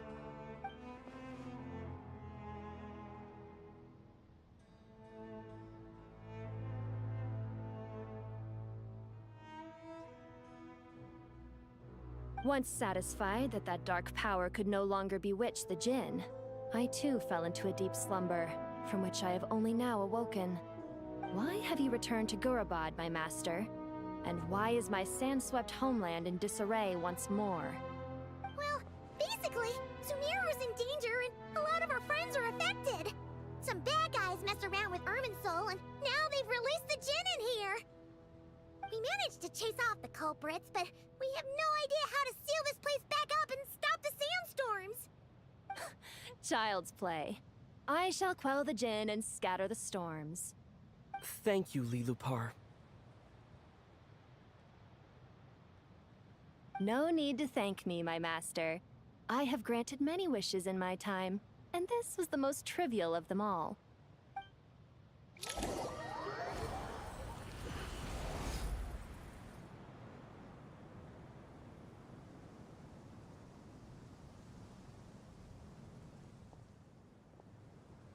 The sandstorm's gone. The sun shines bright again.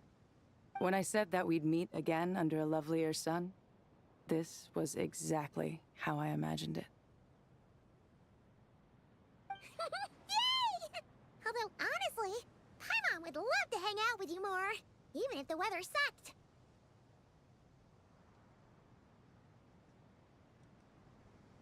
Well, there shouldn't be any more Jinn breaking out, right? Are we okay to head back?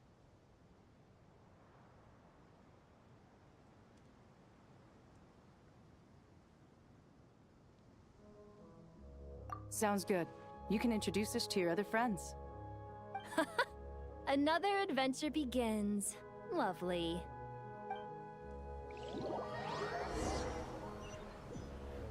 The storms have stopped! We should be able to get to the Temple of Silence without any problems now. Time to regroup!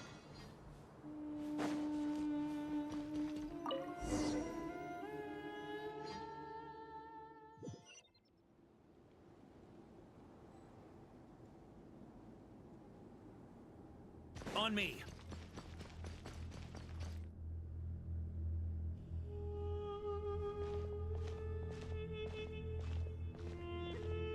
So, this is the Temple of Silence.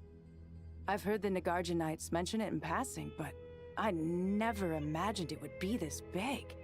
It's colossal. I thought the temple moved to the rainforest ages ago. When did they scamper back into the desert?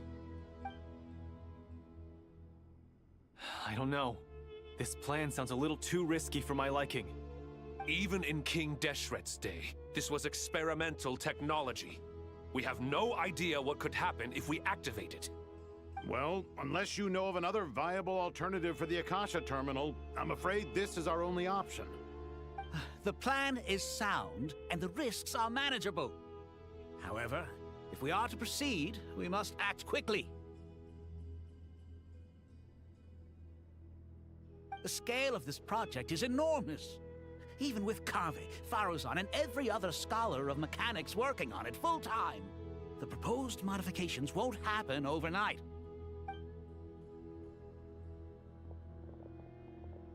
You're back. Everything all right? And who are they? Friends of yours? Pretty much everyone in the Temple of Silence is. This guy's Kaveh, and the one next to him is Alhaitham. Hello, I'm Jet, and this is Lilupar. Oh, a famous name from the history books. Pleased to meet you. A friend of a friend is a friend of mine, as they say. Who's they? Huh? Do people not say that? Not in the desert. Friends you can trust, but friends of friends? Gotta keep an eye on them. Still, I do trust the Traveler's judgment. I'm sure you're good people. The sandstorms have calmed down. I take it the Gurabad problem is resolved? What did you find?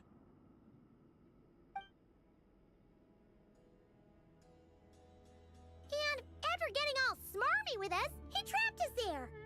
Luckily, Jet used the mechanism outside to free us, and then we got Lilupar to put a stop to the chaos. Wow. Thanks for being there to help them.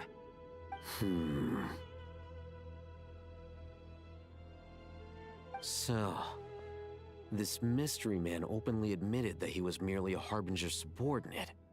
Yeah? Is there something weird about that?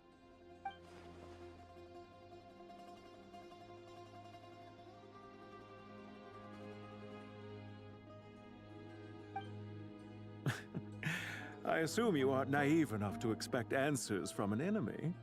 Well deduced. Our commander, Dottore, died in Nordcry.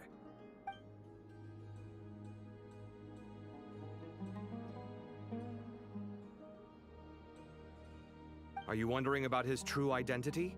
Or do you think there's a big conspiracy behind all this? I wouldn't go as far as to call it a conspiracy. Just the simple fact that having someone to shift the blame on tends to prove useful should trouble come knocking later. The most important thing for now is to solve the immediate problem. Perhaps that man knew you wouldn't have the resources to investigate his background and so didn't put much effort into disguising himself. This is all getting a little cryptic for me. I'll let you guys talk while I take a walk with Lilupar. Jet? Aren't you with the Blazing Beasts? What a coincidence. Didn't expect to run into you here. We're mercs. You can run into us anywhere. Who's this with you?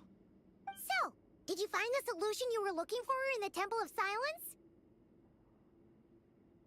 You bet we did. This place is incredible. It has everything. So far, we've discussed a plan and verified its feasibility. Building a new system from scratch is out of the question. So our only option is to modify the Akasha using certain resources we hope to find in the mausoleum of King Deshret.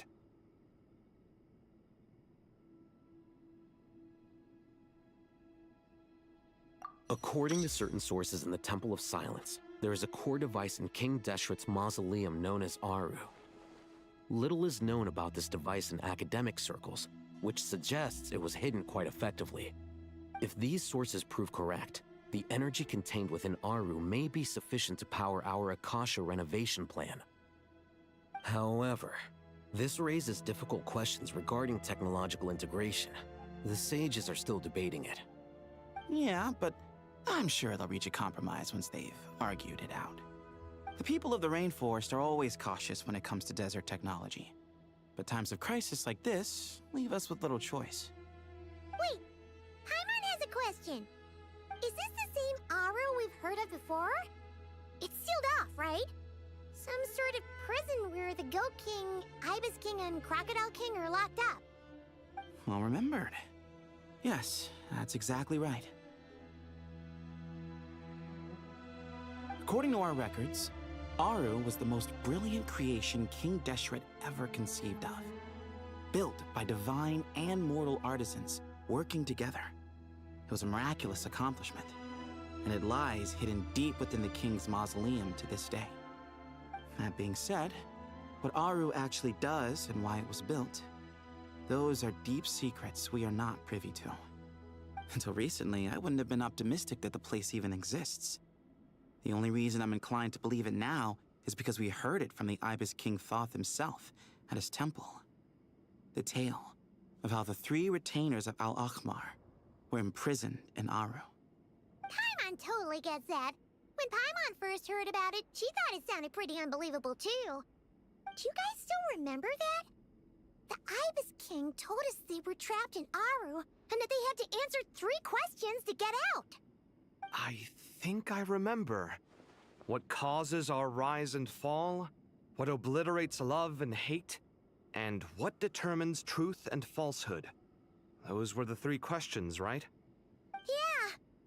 Oh, if only Nefer were here. She's dealt with the Ibis King before, so she might know more. Oh, Nefer is a friend we met in Notcry. Notcry? Funny. She showed up here earlier. Huh? Yeah. Had another lady with her too. Both said they knew you. They contacted the sages, claiming they might be able to offer some assistance. Really? They came here to help out? Yes, really. It was just before you got back. One of them said she's made Notcry her home. If she's the person you were talking about, then... Looks like betting on Aru was the right choice. See? They're right over there. Nicole!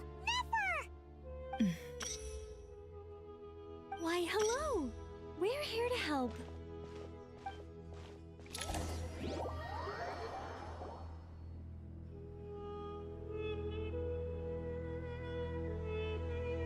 It's a good thing we left early. We almost got locked out. Locked out? What do you mean? Oh, you haven't heard? An invisible barrier has appeared around Sumeru's borders, cutting off all travel in and out. No one can leave and no one can enter.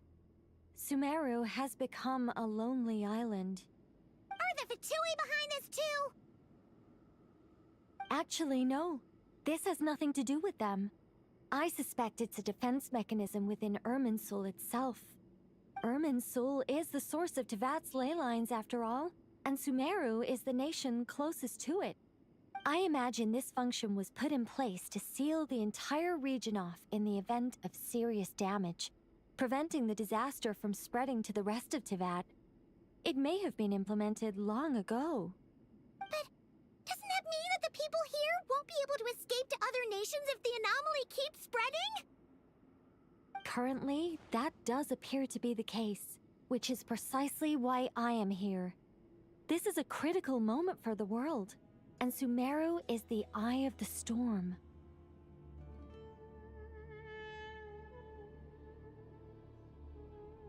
Paimon's surprised you managed to convince her to come back to Sumeru. Indeed. Even for someone of my wisdom and eloquence, this tested my skills to the limit. And why should it concern me that Sumeru's in trouble? Surely you don't think I still have feelings for that place? Judging by your tone, I suppose you don't. Sounds like you don't know much about my past. And here I thought you knew everything. All I know is that the Ibis King is the source of your power. He was quite a prominent moon envoy once upon a time, so I do know a thing or two about him. As for your past, I have ways to learn the full story if I wish to. But everyone has secrets they'd rather keep to themselves, wouldn't you say? I'm glad you see it that way, Miss Nicole. I've chosen to call Nodcry home, which is why I did my part in its hour of need. That doesn't mean world savings become a habit with me. I have no particular desire to play hero in Sumeru, thank you. I understand. Human emotions do not appear and disappear without cause. There is always a reason to be found behind both salvation and destruction. Still, if time has taught me anything, it's that human emotions are often complex and in conflict. That's why people change their minds about things all the time. But that's where we angels come in. Our duty, ultimately, is to guide people towards their deepest, truest desires and help bring them to fruition. So I wish to hear about your past, because I do not believe you are motivated by hatred alone. And if we still arrive at different conclusions in the end, that's okay.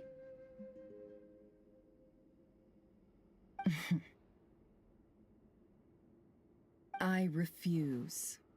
Wait, what? But I set the atmosphere and everything. Isn't this supposed to be the moment when we finally open up to one another? Is it?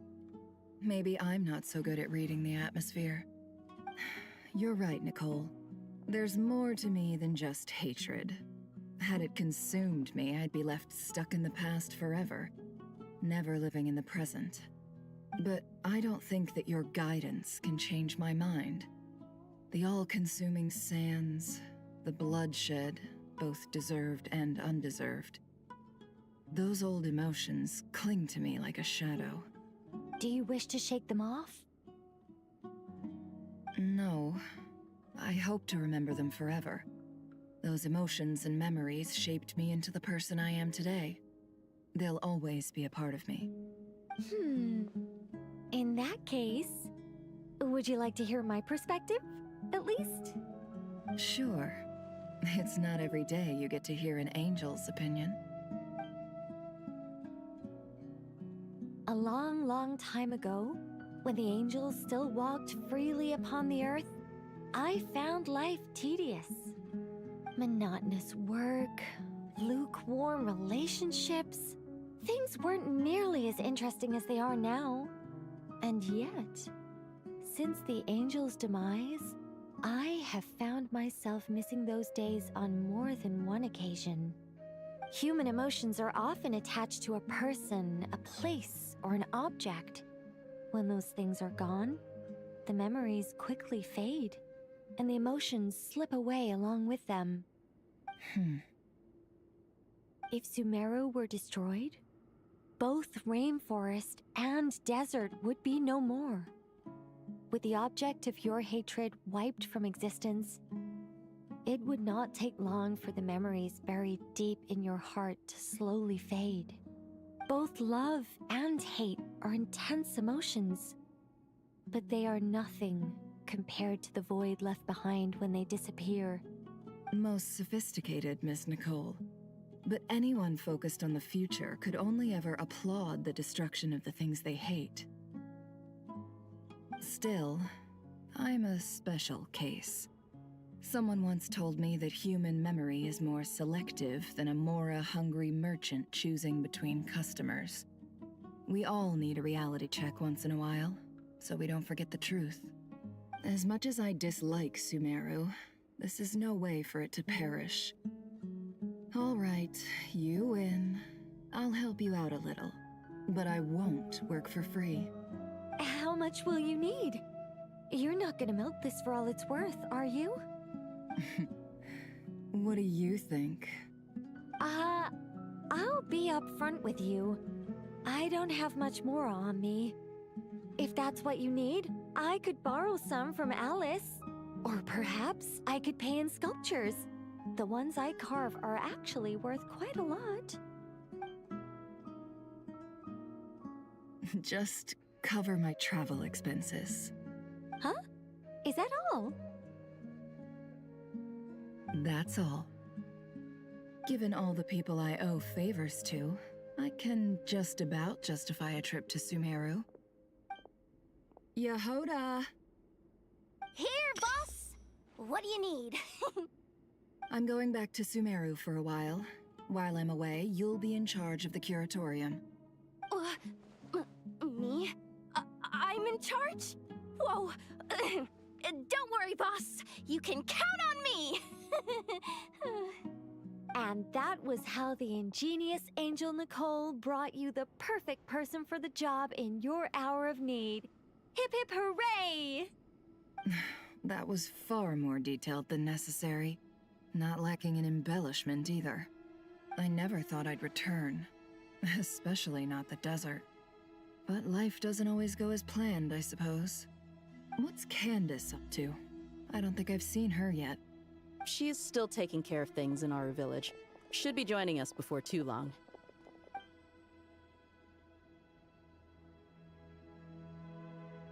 Oh, and sorry. Hope we're not interrupting anything.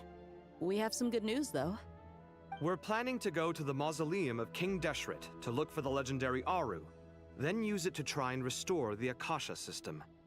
According to records in the Temple of Silence, the mausoleum houses something called Aru's Chute, which can be used to establish connection with Aru. We still have some time before we leave, so there's no rush. By the way, who are these two new faces? Just call me Nefer. I'm based in Nobcry. Did I hear you mention Aru? Correct. Well, I happen to have a connection with one of the 3 retainers imprisoned inside, the Ibis King. I'm here to get things done, so if you don't mind, I think I should come with you. That sounds perfect. Miss Nefer, are you from the desert by any chance? Why do you ask? I don't know. There's a familiar air about you. Plus, you mentioned Candace. Sorry, I don't mean to pry. It was just a random thought. I'm Dia, an eremite mercenary. My work usually keeps me out in the desert. I'm on good terms with Dory, and she's mentioned you all before. It's nice to finally put faces to the names. However, my associate here is probably less well acquainted with you. Why don't you all introduce yourselves? Actually, I'm a little better acquainted than you might think.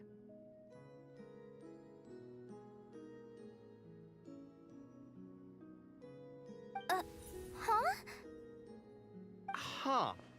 Are my eyes playing tricks on me? It looked like you spoke without moving your mouth. Ventriloquism. I have heard tell of it before. What is it, Kale? It's you! You're the voice who's been speaking in my head, aren't you? You encouraged me to report my dreams to the Dendro Archon, and got me to recite that magic prayer. I have many titles, but let's go with the most pertinent one. I am Nicole Rain, an angel who has lived since ancient times. An angel? Sounds like a big deal, but, what exactly is an angel? Oh,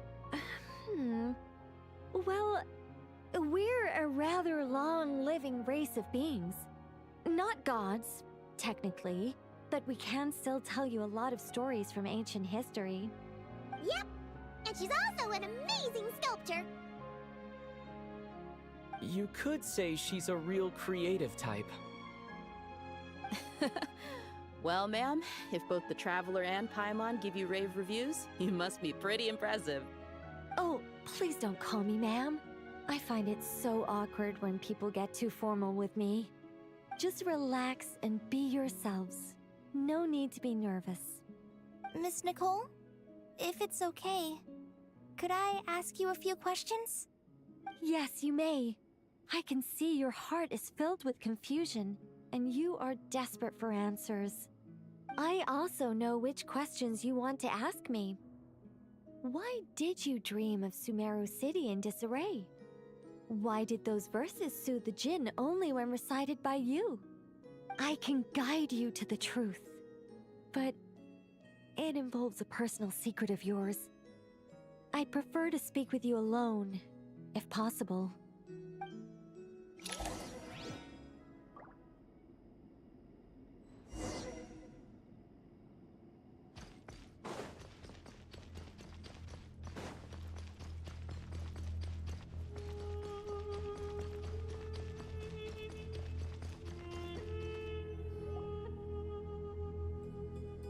I thought we were going to speak alone. This is a lot more people than I was expecting. What's wrong with it? Even the doctors at Dar al-Shifa allow patients to be accompanied by family members. Well, if Kale doesn't mind her secret being revealed, I have no problem with it. Thanks for being so considerate, Miss Nicole. I don't know what secret you mean, but whatever it is, there's no need for me to hide it from my closest friends. Closest friends? It's so nice to hear that.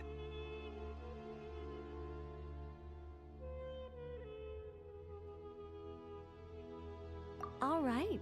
In that case, I'll get right to it. Kale, are you aware that there are god remains inside your body? I am. When I was young, I got sick with Elazar. Nothing could cure it. The Fatui convinced my mom and dad that they could help, and I was sent to an unfamiliar place. There were a lot of other kids just like me there. This creepy guy injected us with some strange medicine, which I heard contained god remains. I can still remember the pain like it was yesterday. But thanks to the friends who've stuck by me all this time, I've gradually been able to overcome those memories. Anyway, so you're saying that what happened to me has something to do with the god remains they injected me with? Yes. Those were the remains of Nabu Malikata, the goddess of flowers. What? Huh. Fascinating. You don't seem surprised like the rest of us. Why? The possibility crossed my mind when Kale recited the Goddess of Flowers song and calmed the Jinn. You made Paimon jump! What are you doing here, Lilupar? I was merely passing through when I heard the name of the Goddess of Flowers.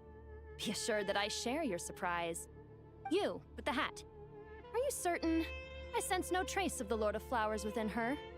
Well, it is a very small fragment. Unless special methods are used to manifest its power, even her closest acquaintances would find it near impossible to detect. After the goddess passed away, her remains were scattered across the desert. King Deshret gathered all the pieces he could find and buried them in the Eternal Oasis. But some fragments remained unaccounted for. Eventually, the Fatui must have found a way to track some of them down. Presumably for use in some experiment. It's not an uncommon occurrence. You're more shaken than I thought. In one sense, you've been extraordinarily lucky. So many people who yearn for this kind of power never attain it, yet you have coexisted with her all this time without even realizing it. I don't know what to say. I'm glad that I could help everyone with this power, really. But knowing that a fragment of the Goddess of Flowers is inside my body is... it's a strange feeling. Well, people value their autonomy very highly. Even a well-intentioned intruder can shake one's sense of self. I understand how you feel, Kale. But once you get used to it, you'll find it's nothing to be concerned about. Huh. I guess you, of all people, have a good reason to speak on this. 2 good reasons, in fact. Incidentally, 3 is the maximum number of Hermanubis's Ba fragments that I could bear. Let me guess. Because 2's company, but 3's a crowd? Thanks for helping to explain the joke, Tainari. Not my intention. Goddess preserve me. I should take my leave. This boy in his wolf's head hat speaks much too differently from the Hermanubis I remember.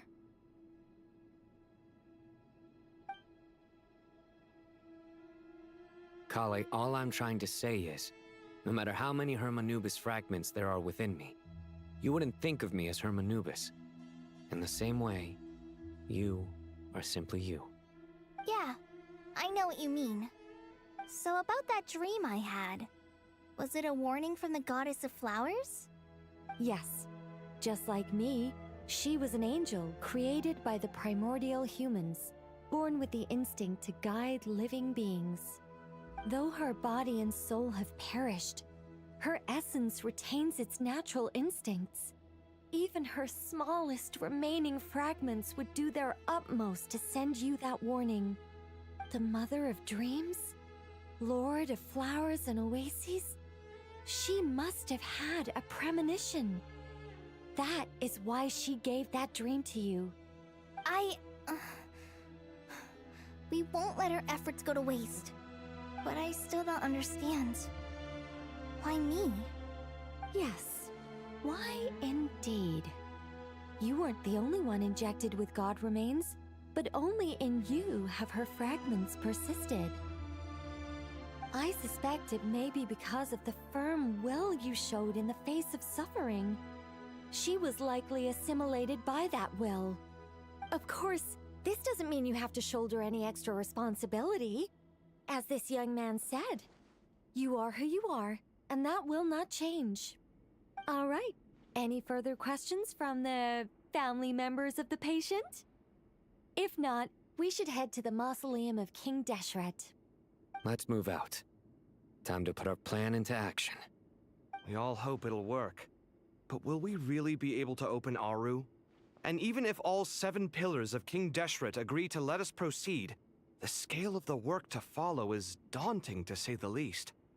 Haven't you handled other big projects before? I mean, the biggest project I've worked on to date is probably the Palace of Alcazarzaray, I guess? But this is orders of magnitude beyond that. It's a total nightmare. Look on the bright side. At least this time you're actually here when Sumeru needs you most. You won't have to come asking me for details after the fact. Mock me all you want. But now that I'm here, things will be resolved far more quickly and smoothly than last time. Kave's self-doubt disappeared in an instant. Like magic. Well, this confidence is most gladdening. Now, go and pack your things. We'll head to the mausoleum as soon as you're ready.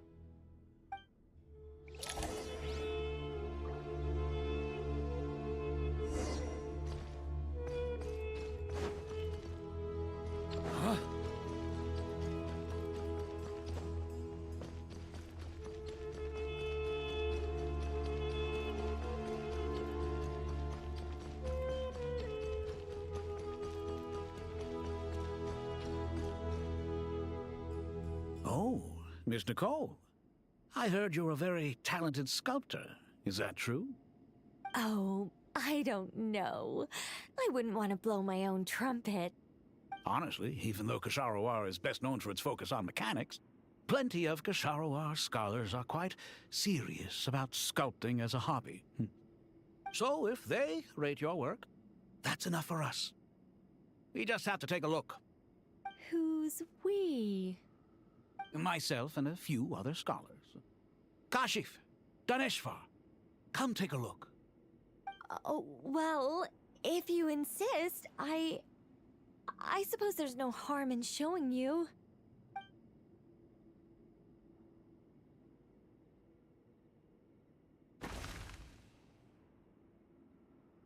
Whoa! Where did that come from? Look at the level of detail. It's so lifelike. The squirrel descends from the heavens like a champion, and the earth trembles beneath its feet. What do you think? Striking, isn't it? Kave? Kave, come here for a sec. Oh, and Madame Faruzan, didn't you used to study in our darshan? Come take a look. All right, but hang on a moment. I have to finish reviewing this proposal first. You called? What is it, youngster? This squirrel statue.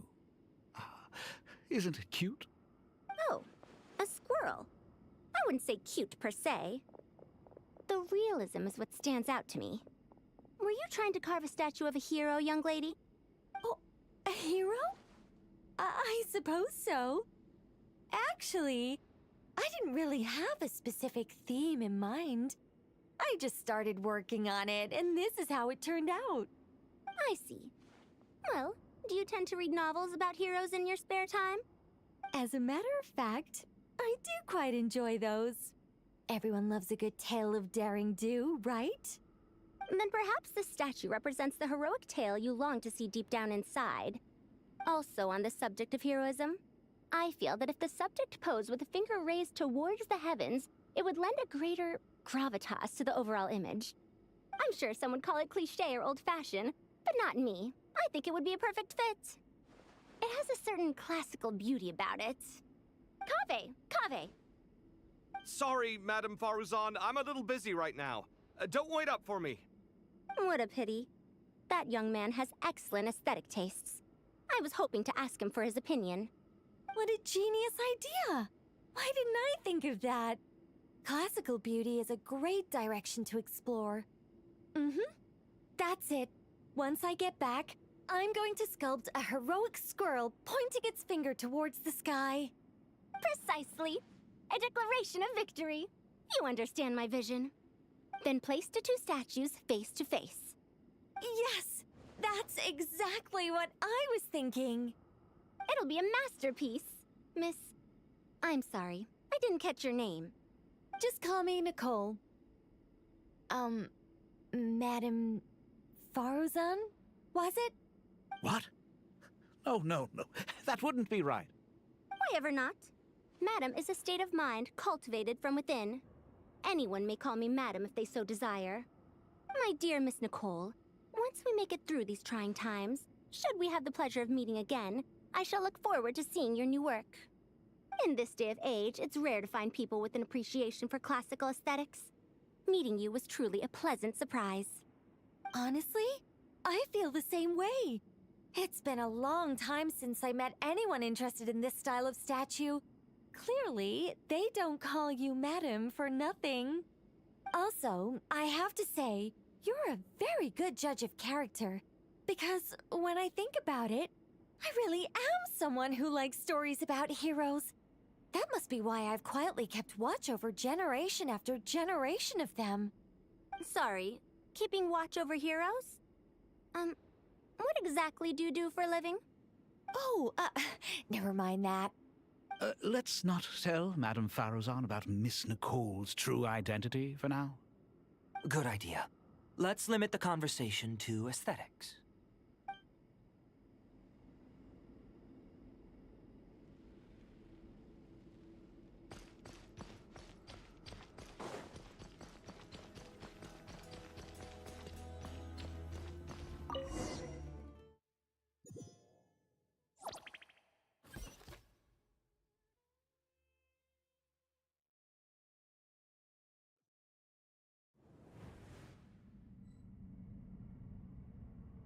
I hope everyone's ready.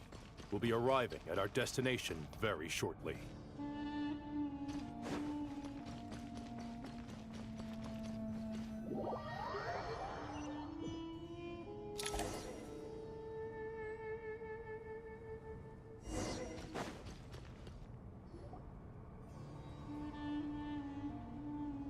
Why, we've not seen so many visitors ever, really.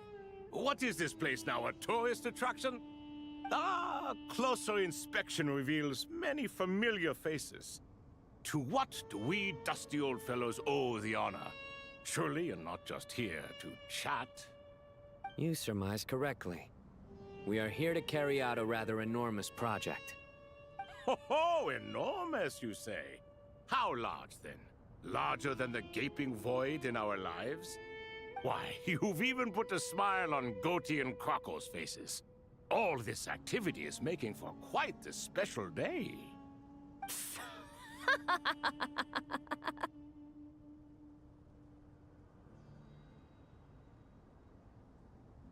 I know that laugh. Lilipar? What on earth are you doing here? Oh, this is hilarious. Turns out good things really do come to those who wait. As long as you stay alive long enough. When did you three get locked up in here? And still you act all high and mighty, putting on a show for the younglings. Truly hysterical. Why you? Yes, I know. No need to shout. You're right, Lilipar. Goatee, Croco, and I all have the same problem. But didn't King Deshret seal you away? How did you break free, and how did you get in here? Who knows? Perhaps you can ask my master one day, should you ever get the chance. Behold, the executioners of old. Some have turned into fragments residing in human bodies, and others are imprisoned eternally, leaving not a single shard behind. It's almost tragic, watching lowly prisoners like you act all self-important. Curiosity gnaws at you, doesn't it? Your interest in the outside world threatens to burst you at the seams. I'm starting to take a liking to this magic bottle lady. Time is of the essence. Let's get down to business. We come to you, O three ancient lords, to request your assistance on behalf of the Academia. If we can help you regain your freedom, then please consider lending us your aid. As for precisely what we need your help with, it's a long story. So, to demonstrate our sincerity, we are prepared to first resolve the problems that plague the three of you. All right, stop arguing, Croco. And Goatee, don't you start. What's the harm in letting her speak? It's not worth getting so angry about. Forget about her. The three questions are the crucial thing here. But do you really have a way to answer them? You once answered the final question, Nefer, but the seal did not open. Unless, with the passage of time, you have found a new answer? You could say so. When you first asked me what determines truth and falsehood, my answer was a liar's soul. Liars are the best at seeing through the falsehoods of the world. But if you want them to tell you the truth, you have to reach their soul. I think that makes sense. I found it quite compelling myself, and I told Nefer so. Unfortunately, it brought us no closer to liberation. Well, that's simply because it was my answer, not the one King Deshret was looking for. Can you guess which answer Al-Ahmar wanted then? Time. And that's not only the answer to the final question, it's the answer to all three of them. All things wax and wane with the passage of time. Love and hate eventually fade into nothing. Current affairs are always fraught with conflict and controversy. Only time can distinguish between right and wrong. You once described King Deshret as a proud man. I'd say that the prouder someone is, the more inclined they are to believe that only time is qualified to be their judge. Time. Well. Indeed. Perhaps in building Aru, our king was in fact attempting to reverse time, to bring love and hate, right and wrong, the rise and fall of all things back to their point of origin.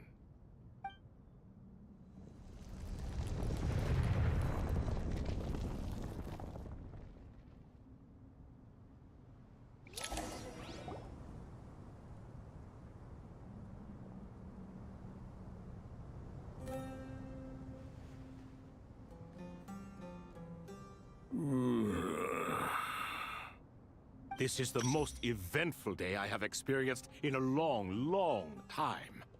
You have my sincere gratitude. Are those 3 of the 7 pillars? Turns out the statues were quite faithful to the source. You three seem to be in good spirits. Prison can help a person grow and learn to cherish what they have. Nevertheless, after everything you've done for me, I sincerely hope you never have to experience it for yourself. Hello, Nefer. It's good to see you, Thoth the Ibis King. Nice. Definitely puts my mind at ease, seeing you two getting along so well. Should we maybe introduce ourselves, or... Sure. I'm Sethos, the current leader of the Temple of Silence. This is General Mahamatra Sino, and this is the former Spantamad sage, Cyrus. But I'm guessing none of that means a whole lot to you. Everything is equally new to us, in truth.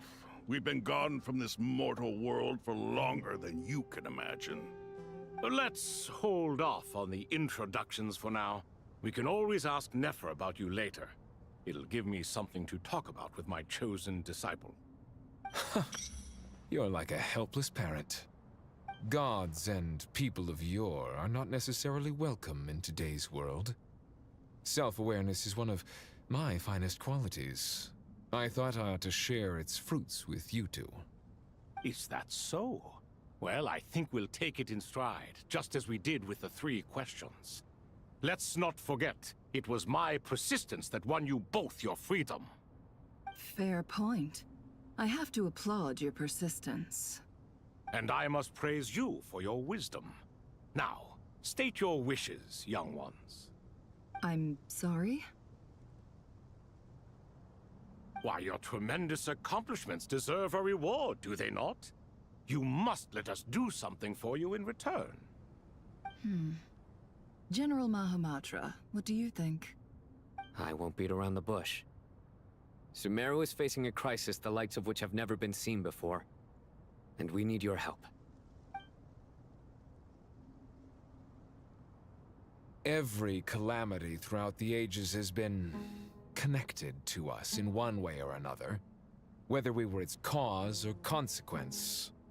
Whatever is wrong with Irminsul, it severely affected the Dendro Archon.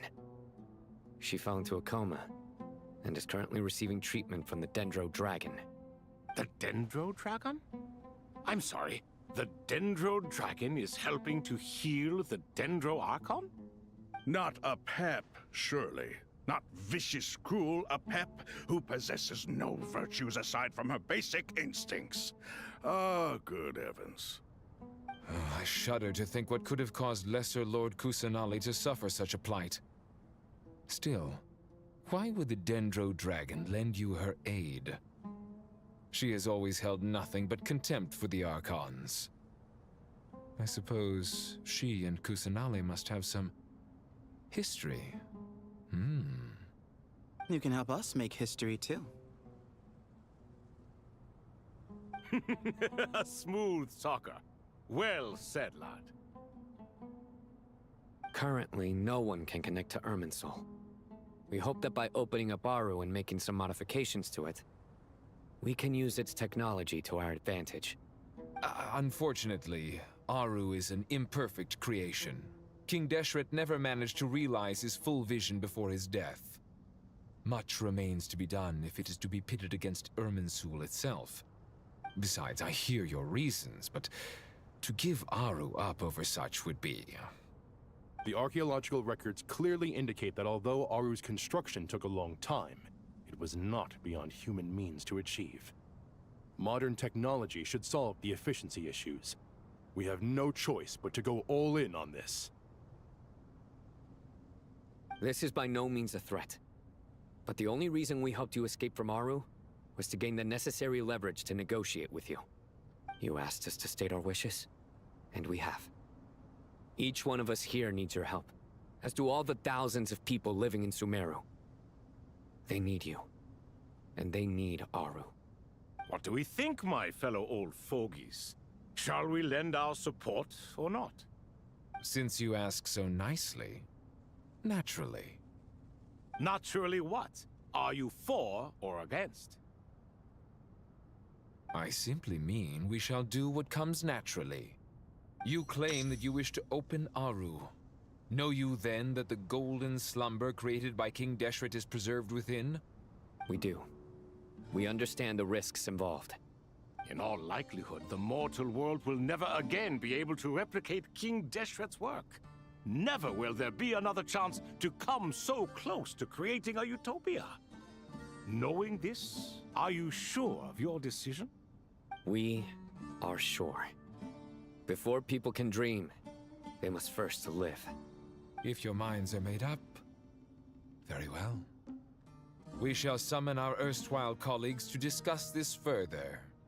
Saint Shezepank, Saint Bennu, once you surrendered to silence and were buried with King Deshret. But now, we invoke the right to awaken you with our voices.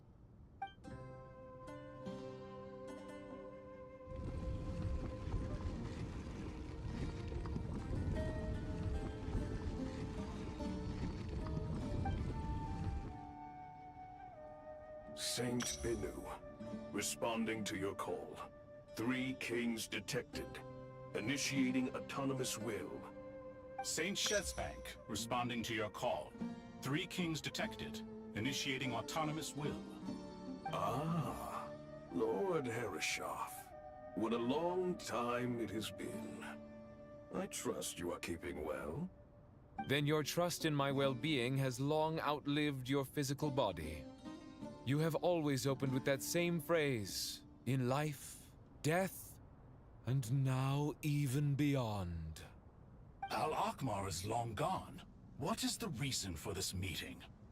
You're awake? Good. We are voting on whether to give the people of present-day Sumeru access to Aru and permit them to perform technological renovations. You have the right to support or oppose the motion. Aru is the pride of Al-Ahmar. Opening Aru requires the unanimous consent of the 7 pillars. I hope you have a convincing reason to present to us. Sumeru is currently in the midst of a major calamity. Let us not forget that while Al-Ahmar was a stern ruler, he was also a teacher of wisdom. A god without his people shall cease to exist, and King Deshret's greatest wish was to provide protection for his people. Let us then honor our God King's wishes as we consider our decision. I do not mean to mock these proceedings, but what is the point of a unanimous vote when we know that the last of the 7 pillars, the Dendro Dragon Apep, will never communicate with us? This will no doubt surprise your mechanical mind, and I have no intention of trying to persuade you it is true. But Apep is, in fact, healing the Dendro Archon as we speak. Huh? Can someone attest to this? Do we have any proof?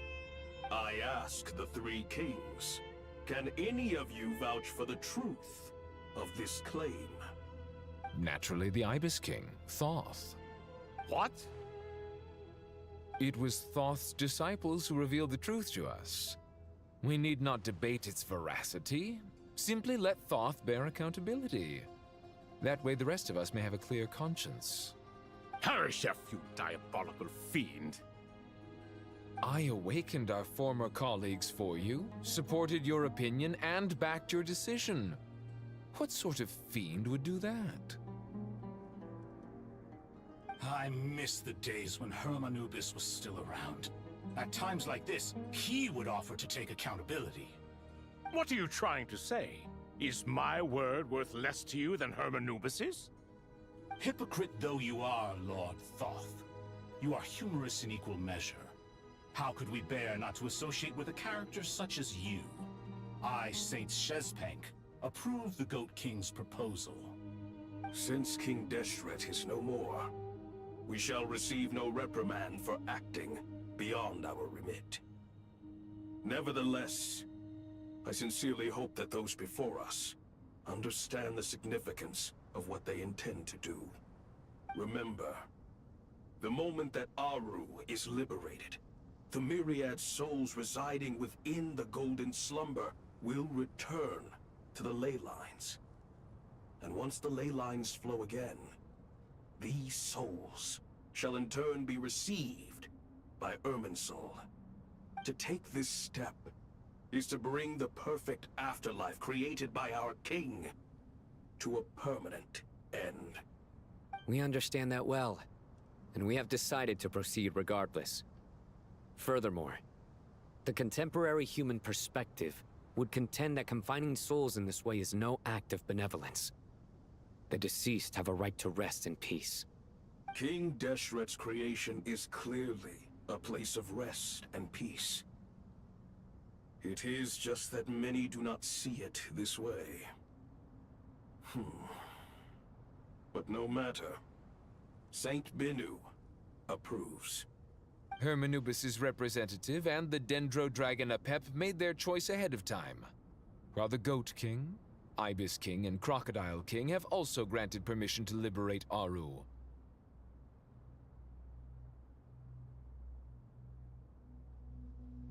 By the grace of His Majesty, guided by his wisdom and will, let the gates of Aru be reopened.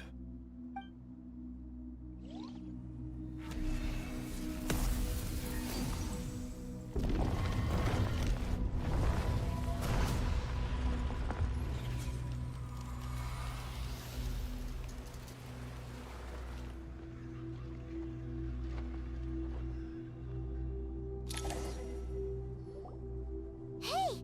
Look at that! What's this? Are we under attack? No. Wait, it's...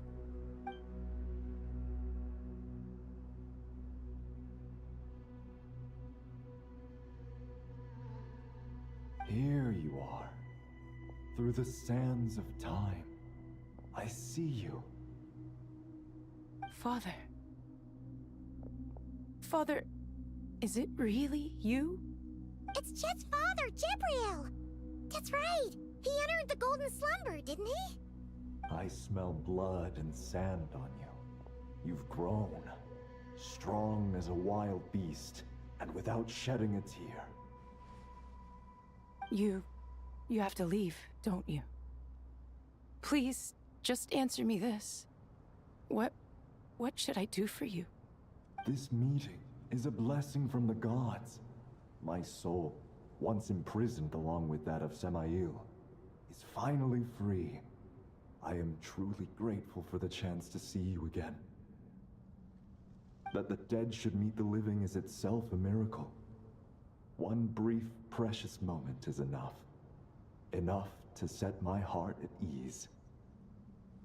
Do not weep for me, Jet. I know you will accomplish many great things in your life. You will go further and climb higher than I ever did. All I ask is that you take good care of yourself.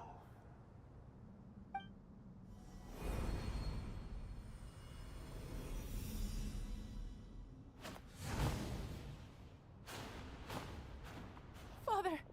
Father! Father. Hey, Jet. Do you want something to eat? Maybe it'll help you feel better. I'm fine. Thanks, Paimon. It was just a little sudden. The chance to see my father again meant the world to me. He was trapped in the Golden Slumber for our sake. And now, after all this time, he can finally rest in peace. I'm glad. It's a huge relief. You've grown strong, Jet. More than enough to fend for yourself. Yeah. I'll leave the past in my memory where it belongs. My family, the good times and the bad. Goodbye, Father.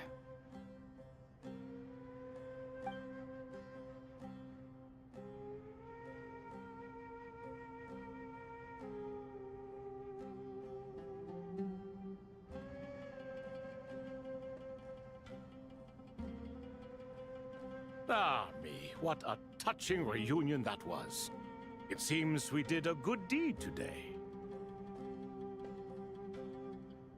We three retainers, once imprisoned for our iniquity, are surely the least qualified to judge whether this deed is good or bad.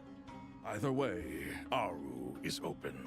Now you have your opportunity, and with it, whatever trouble may ensue. Although Aru was created by a god, human craftsmanship was nevertheless required to build the gate that connects it to this world. Perhaps the relationship between gods and humanity follows a similar principle. As for your proposed renovations, we cannot determine which functions to keep or discard. Proceed as you see fit, but Please entrust the task to your most accomplished scholars, or Bennu will be most displeased. It matters not. The Ibis King shall be accountable if any problems arise. Ibis, you chose to take on disciples, and so it follows that you must accept the risks of associating with humans. If I'd known you'd be like this, I would have locked all of you away in Aru, never to leave again for all eternity. All of us? What does this have to do with me? Vilify me no further. Scholars, since you have liberated Aru, allow me to present you with a gift. Using Aru's power, we shall install a defense mechanism at our king's mausoleum. You must be guarded even against Irminsul itself. This shall afford you some convenience. Unseen and unheard. From this moment forth, none may by sight or hearing perceive anything said or done within the mausoleum. Amazing. And all this is achieved just with the power of Aru? With technology from the heavens, the possibilities are endless.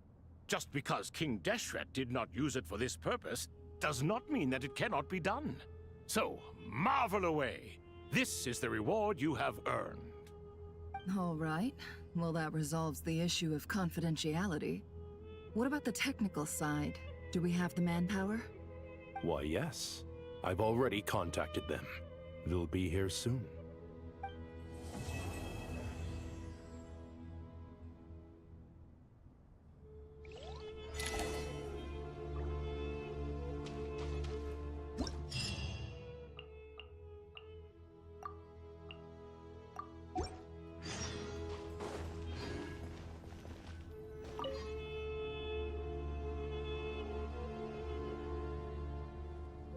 You must be the ones tasked by the Academia with renovating Aru? That's right. Good afternoon. I'm Kaveh, and these two are Termezi and Naisaburi. Hey, I'll hate them. Come and introduce yourself. We've met before. This is Thoth, the Ibis King, and everyone knows these two. Afternoon, gentlemen. I've only ever seen these two in murals. Ah, the paintings in the temple. They show us chatting, playing cards, playing chess. Precisely the activities we most enjoy, funnily enough. No, only you enjoy playing chess. We were just humoring you. I wouldn't go that far. Back to the matter at hand.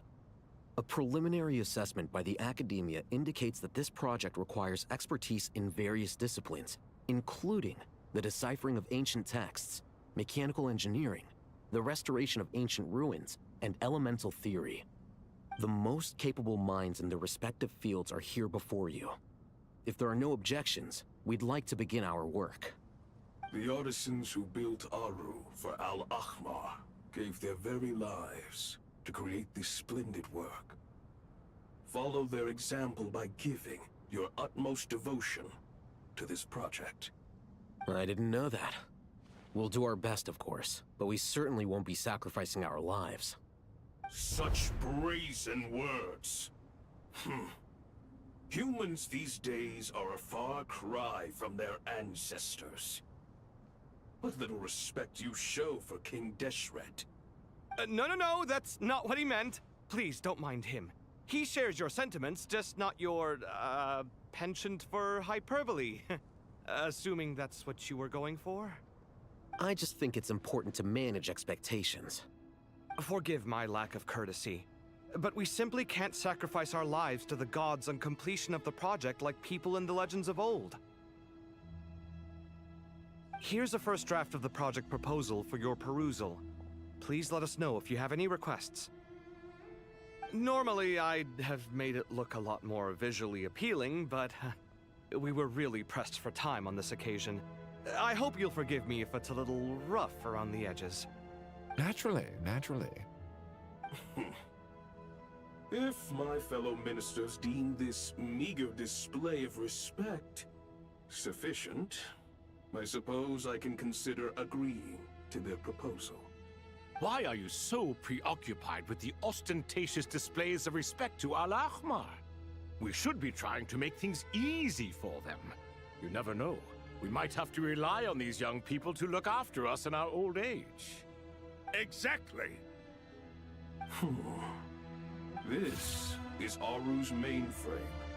Be reminded to use it with great caution. We certainly will. Thank you for your assistance. You may attempt to lay out punishment should you so desire, though I'm afraid it would be futile. You and I both know that certain components of Aru can only be operated by humans. King Deshret always believed in humanity. Still, the reason that Aru's modules are designed that way is not so much because he trusted them, but more because he was wary of you. Is that true? No wonder human artisans helped to build Aru then. He actually required human assistance to create his greatest work. Naturally. Have you noticed that the Goat King keeps giving superficial responses? It's like he's just going through the motions and leaving the real debate to his colleagues. He understands the art of perfunctory speech. That's what earned him his position as the Minister of Ministers. It seems the rumors about King Deshret being a poor judge of character are baseless after all. Excuse me for being blunt, but it sounds suspiciously like you're putting yourself on a pedestal and mocking me. You're mistaken. And while there's nothing strictly wrong with making every conversation about yourself, it's not exactly a positive tendency either. You? Whatever. I knew it'd be like this working with you. All right, let me pass. I need to look at this console. It's your job to activate it after all. Let's begin. Everyone, please proceed with the external checks and preparations as per the procedures outlined in the engineering plan.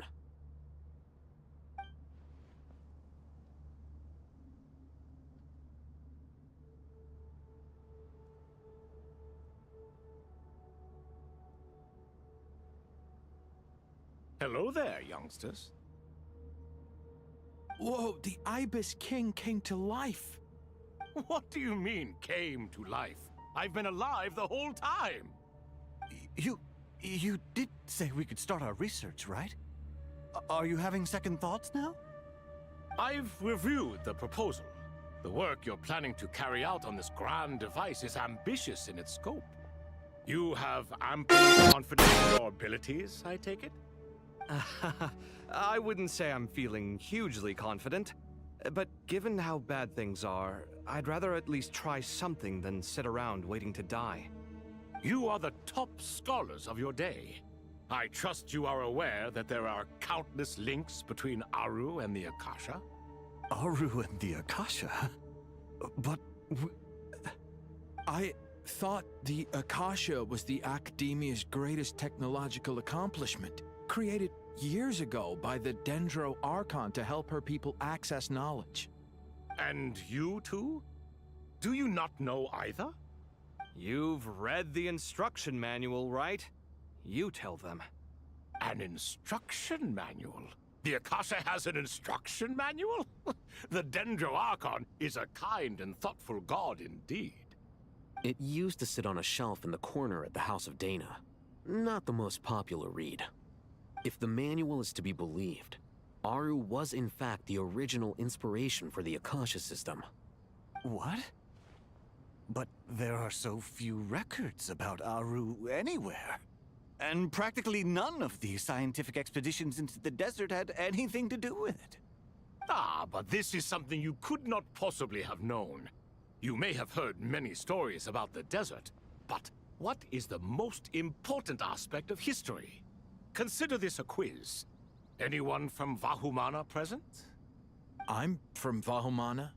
It's, well, veracity. Precisely. And a large part of veracity is the chronological order in which events occur. I may as well tell you. In the beginning, Nabu Malikata, the goddess of flowers, descended upon Sumeru.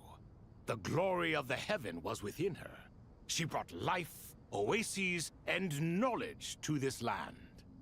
Then she created the Jinn, enlightened them, and ordered them to serve her. 2 other gods also walked upon this land where wisdom flowed in abundance. and the three met beneath the great green trees. It was the first and greatest alliance.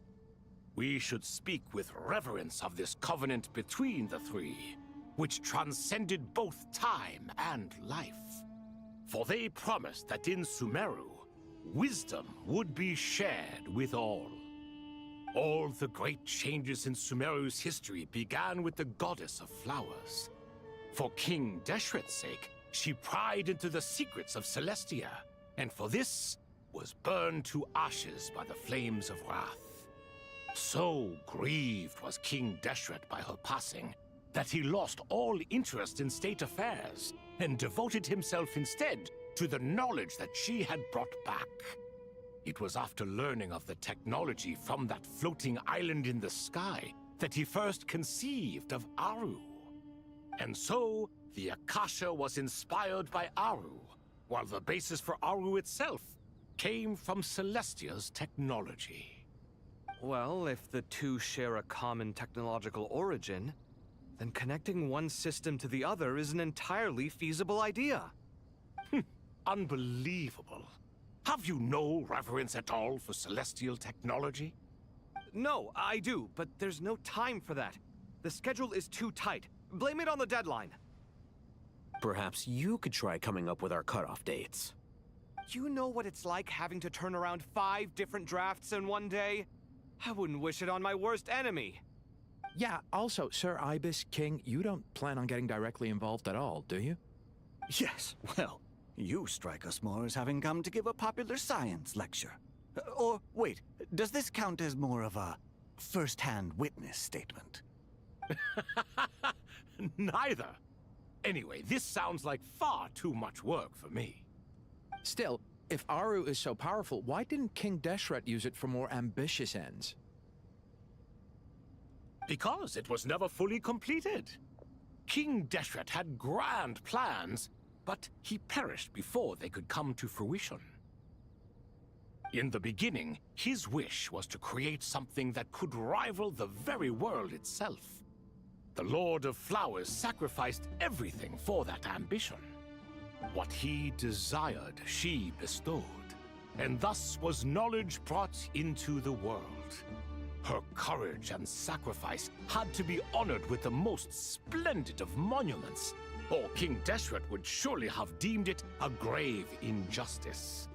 And that monument, built from knowledge and technology, etched with a sacrificial and courageous love, even in its unfinished form, it deserves to be treasured. At that time, King Deshret said the following to the Lord of Dendro. Since we share an eternal covenant, I shall never be your enemy. Hence, the fruit of wisdom from the heavens is not to be devoured. Remember, it is not that I lack the power to become the enemy of wisdom. Yet you and she have taught me much and shown me kindness. For this, I cherish you both. In the end, Aru was only used to store a portion of the souls. It was but a primitive form of the masterwork the king had envisaged. His final hope for Aru was to return to the past, when she yet lived. So the point you're making is, King Deshret was both powerful and ambitious, and he only ceased his imperious ways out of affection for the Goddess of Flowers and the Dendro Archon. You could see this as an act of mercy, but you could also see it as the sentiments that lay between these three gods placing constraints on him. This was, after all, the foundation of the alliance between them. This explains why Aru was both a prison and a monument, and why the answer to the 3 questions was time. You have to be careful who you get involved with, or you invite all manner of misfortune. This is as true for gods as it is for humans. Love is the same. It is both a prison and a monument. All right, let us pause the story here for now.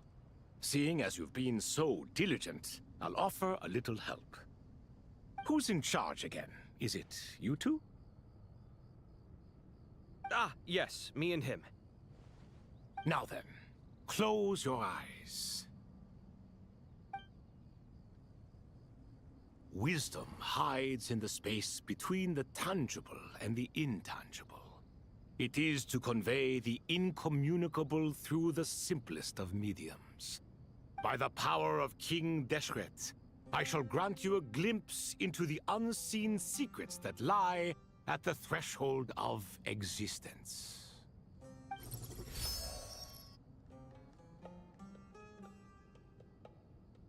Where did this come from? Is it a new mechanism? It looks more like some form of externalized information. You've rendered it visible? Just as the Akasha allows you to access a greater range of knowledge, the power of our king permits one to perceive ingenuities that do not belong to this world. This is no ordinary mechanism. It reflects the internal structure of Aru. Whether you choose to increase or decrease, keep or discard. Come, use these to achieve the outcome you desire. Looks mechanical to me. Better let me handle it, just in case. But wait, how do I get up there? Turn around. So that's where the elevator is.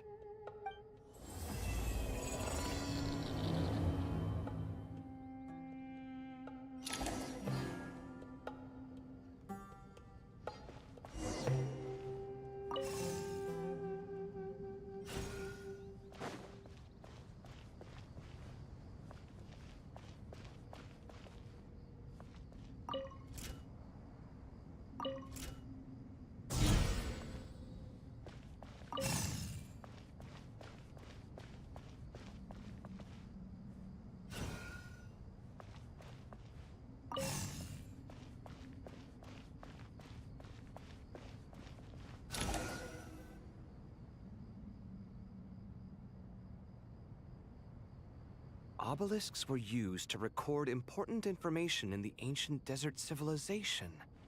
Hey, Alhaitham, there's some writing here I'll need you to decipher. I've sent it to your screen. Do you see it? Got it. It's a little blurry, but I should manage. Take a look and tell me what it says. Oh, and I'll send any other similar text directly to you from now on. Let's start with this one. It's a variant of an older script. Herein lie verses written for the Yellow Sands. Looks like cultural information from the age of King Deshret. If so, I suggest you delete it. Words thrown together merely for fun. I had no idea Aru kept a record of this. Well, as long as you're certain that this is strictly private information, that's fine. It is unimportant. All right, well, I guess I'll start now.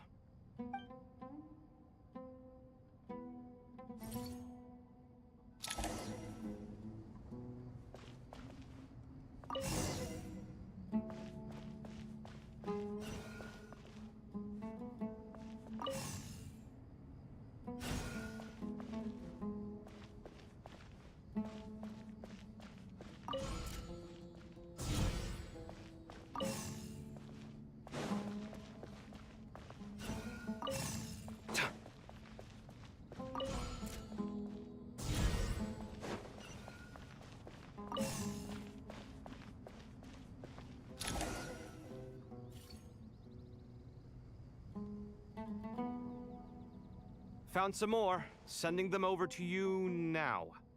These are all reports about the Gurabad conflict. Can we delete them?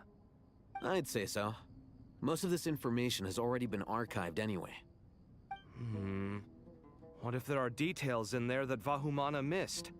What are we supposed to do if they come after us in the future? They'll just have to live with it. If we don't resolve these issues now, there won't even be an academia in the future, let alone a Vahumana Darshan. Yeah, you're right. Okay, done.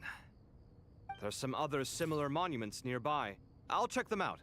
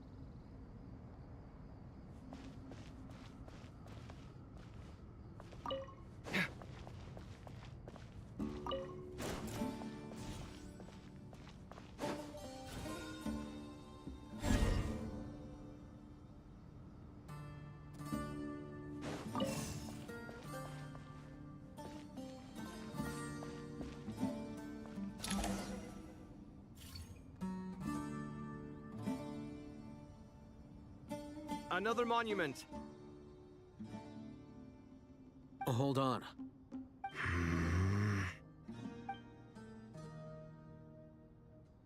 You're still reading it? How long is it? It records the development and governance of the Oasis civilization. Most of it concerns the Jinn, but it also contains records left by the artisans who built Aru. Is it important? Some of it. There was no way for me to read the whole thing in its entirety, so I had to rely on my intuition to pick the parts worth keeping. What about the artisans' records? What do they mention? They're speculations, mostly. For instance, they were wondering how to protect themselves if King Deshret decided to silence them after the construction of Aru was complete. Sounds like pure mythology to me. Surely that kind of thing didn't really happen. The records do emphasize that this was merely their conjecture based on various myths. Still, the artisans did leave details of their plans to survive, including blueprints for their escape route. Even that got recorded? Okay, well, I'll make a copy of this first before I delete it. Is that truly necessary? You won't be needing those. No, the blueprints are important. I want to keep them as a memento.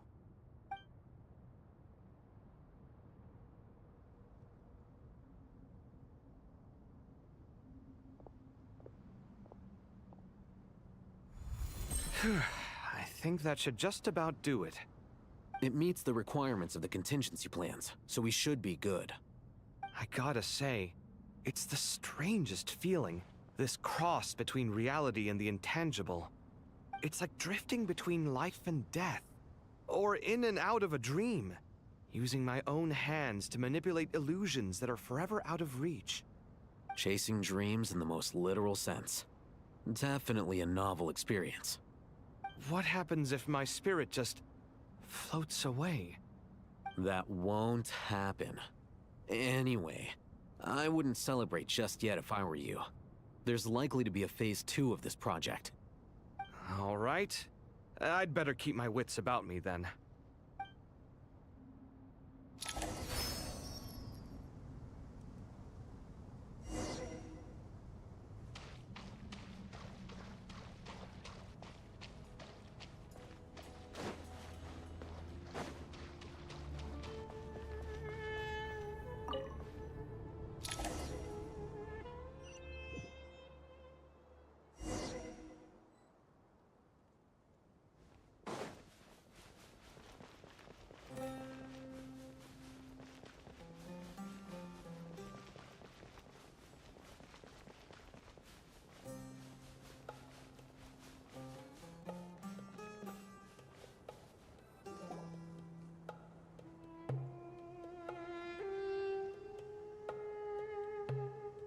Traveler from afar, do you worry for the fate of Sumeru as well?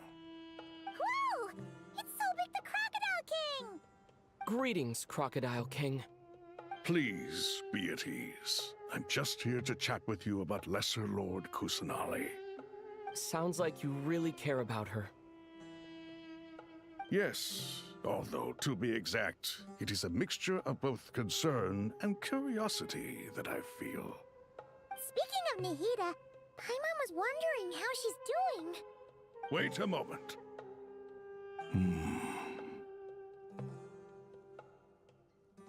What is it?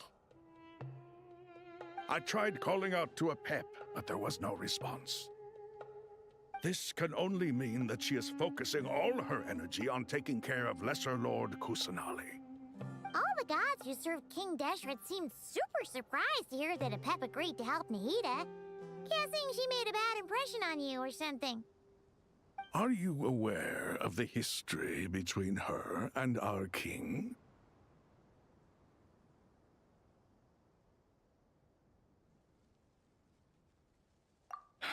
Then you are learned indeed. I'm glad to know that Sumeru has the support of someone like you. At the end of his life, King Deshret tricked the Dendro Dragon into swallowing him whole, leaving her to bear the torment of his sins. The Dendro Dragon despised King Deshret, yet he outwitted her. Rather than bringing disaster to the land, he chose to deceive her and thereby ensure his annihilation. An act that surely displays his love for humanity. The Dendro Dragon stands for the glory of a bygone era. She hated Al-Ahmar and what he represented. All the gods, all the power they wielded. And so, her willingness to help the Dendro Archon through this crisis comes as a great surprise indeed. It makes one wonder whether, perhaps, the Dendro Archon assisted her in the past. Yep, Nahida did her a huge favor.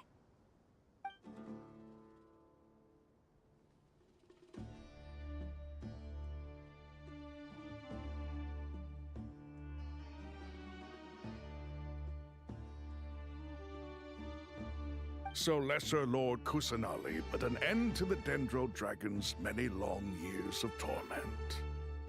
As much as she loathes the Seven, a pet knows kindness when she sees it. No wonder she was willing to make an exception.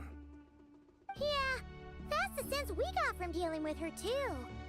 She is not incapable of coexisting with other living things. Rather, she actively chooses to avoid coexistence. And this despite the fact that she symbolizes life itself. How ironic. All of this being said, I wouldn't expect too much from her if I were you. Nothing will change her hatred towards humanity and gods. We'll keep that in mind. Anyway, how much longer do you think Nahida needs to stay with the Pep? For all we know, the Fatui might still be in the desert. Just to be on the safe side, why don't we grab anyone who isn't busy right now and go look for her? I'm alright, Paimon. Huh? Was that Nahida's voice? It seems the treatment was effective. Since when do my deeds require your evaluation?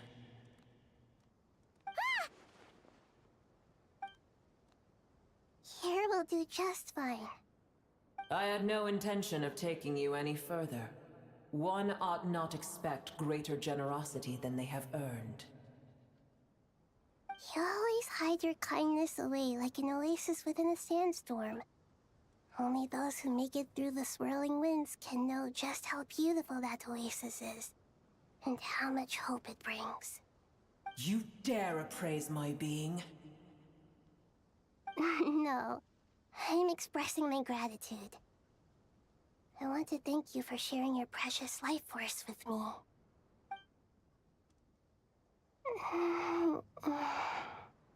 Awake already. You are more resilient than I thought. Pep. I feel much better. Thank you. Gods and their gratitude mean little to me. I would rather you give me your assurance that the situation with Irminsul and Sumeru's ley lines will be competently managed. If I suffer any ill effects from the ley lines, you, as the god of this land, will be held responsible. And you would not enjoy being held to account by me. I understand what you require, but I would assume this task even if you did not demand it. Sumeru is my responsibility. I must resume my duties as soon as possible. A farcical notion. God of Sumeru, I hope you realize how unextraordinary your strength is. And yet, maybe it is precisely what defines me. A god of wisdom is not meant to rule by force. Then hold steady. We go forth. Well, I'll be. Is that a pep? Do my eyes deceive me? Of all places, the Dendro Dragon has decided to visit the mausoleum of King Deshret? I see that after all this time, Al-Ahmar's menagerie of ministers remain as vile as ever. It's a pleasure, Dendro Dragon.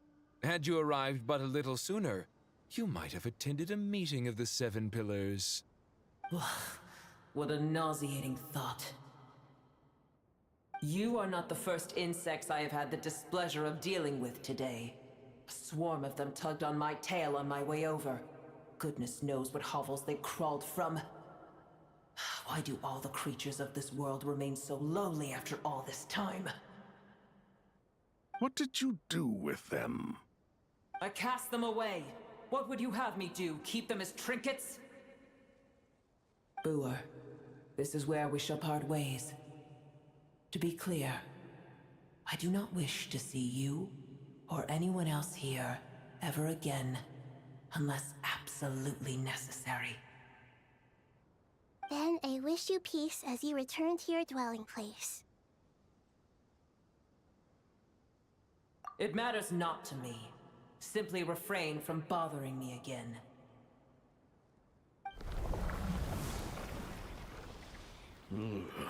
A force to be reckoned with. At times like this, I feel glad that she has no interest in any of this. Hold on, just hold on, okay? We're almost there. We made it! Huh? Wait, that voice! It's... Uh-oh, I'm gonna fall!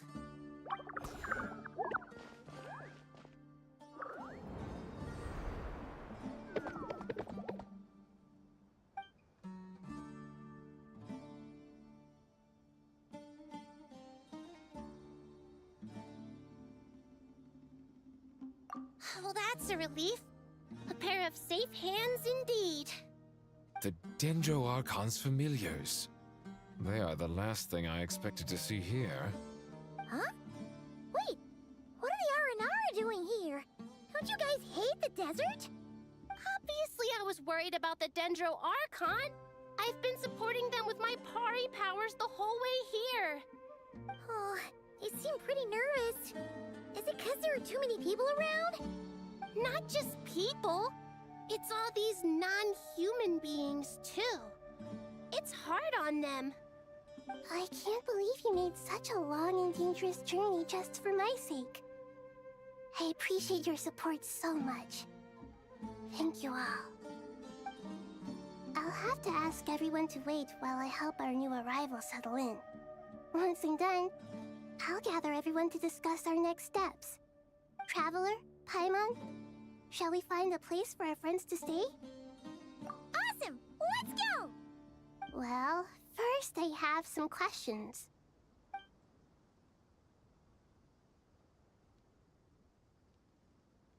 Okay, I think that covers everything. Thank you. We can get going now.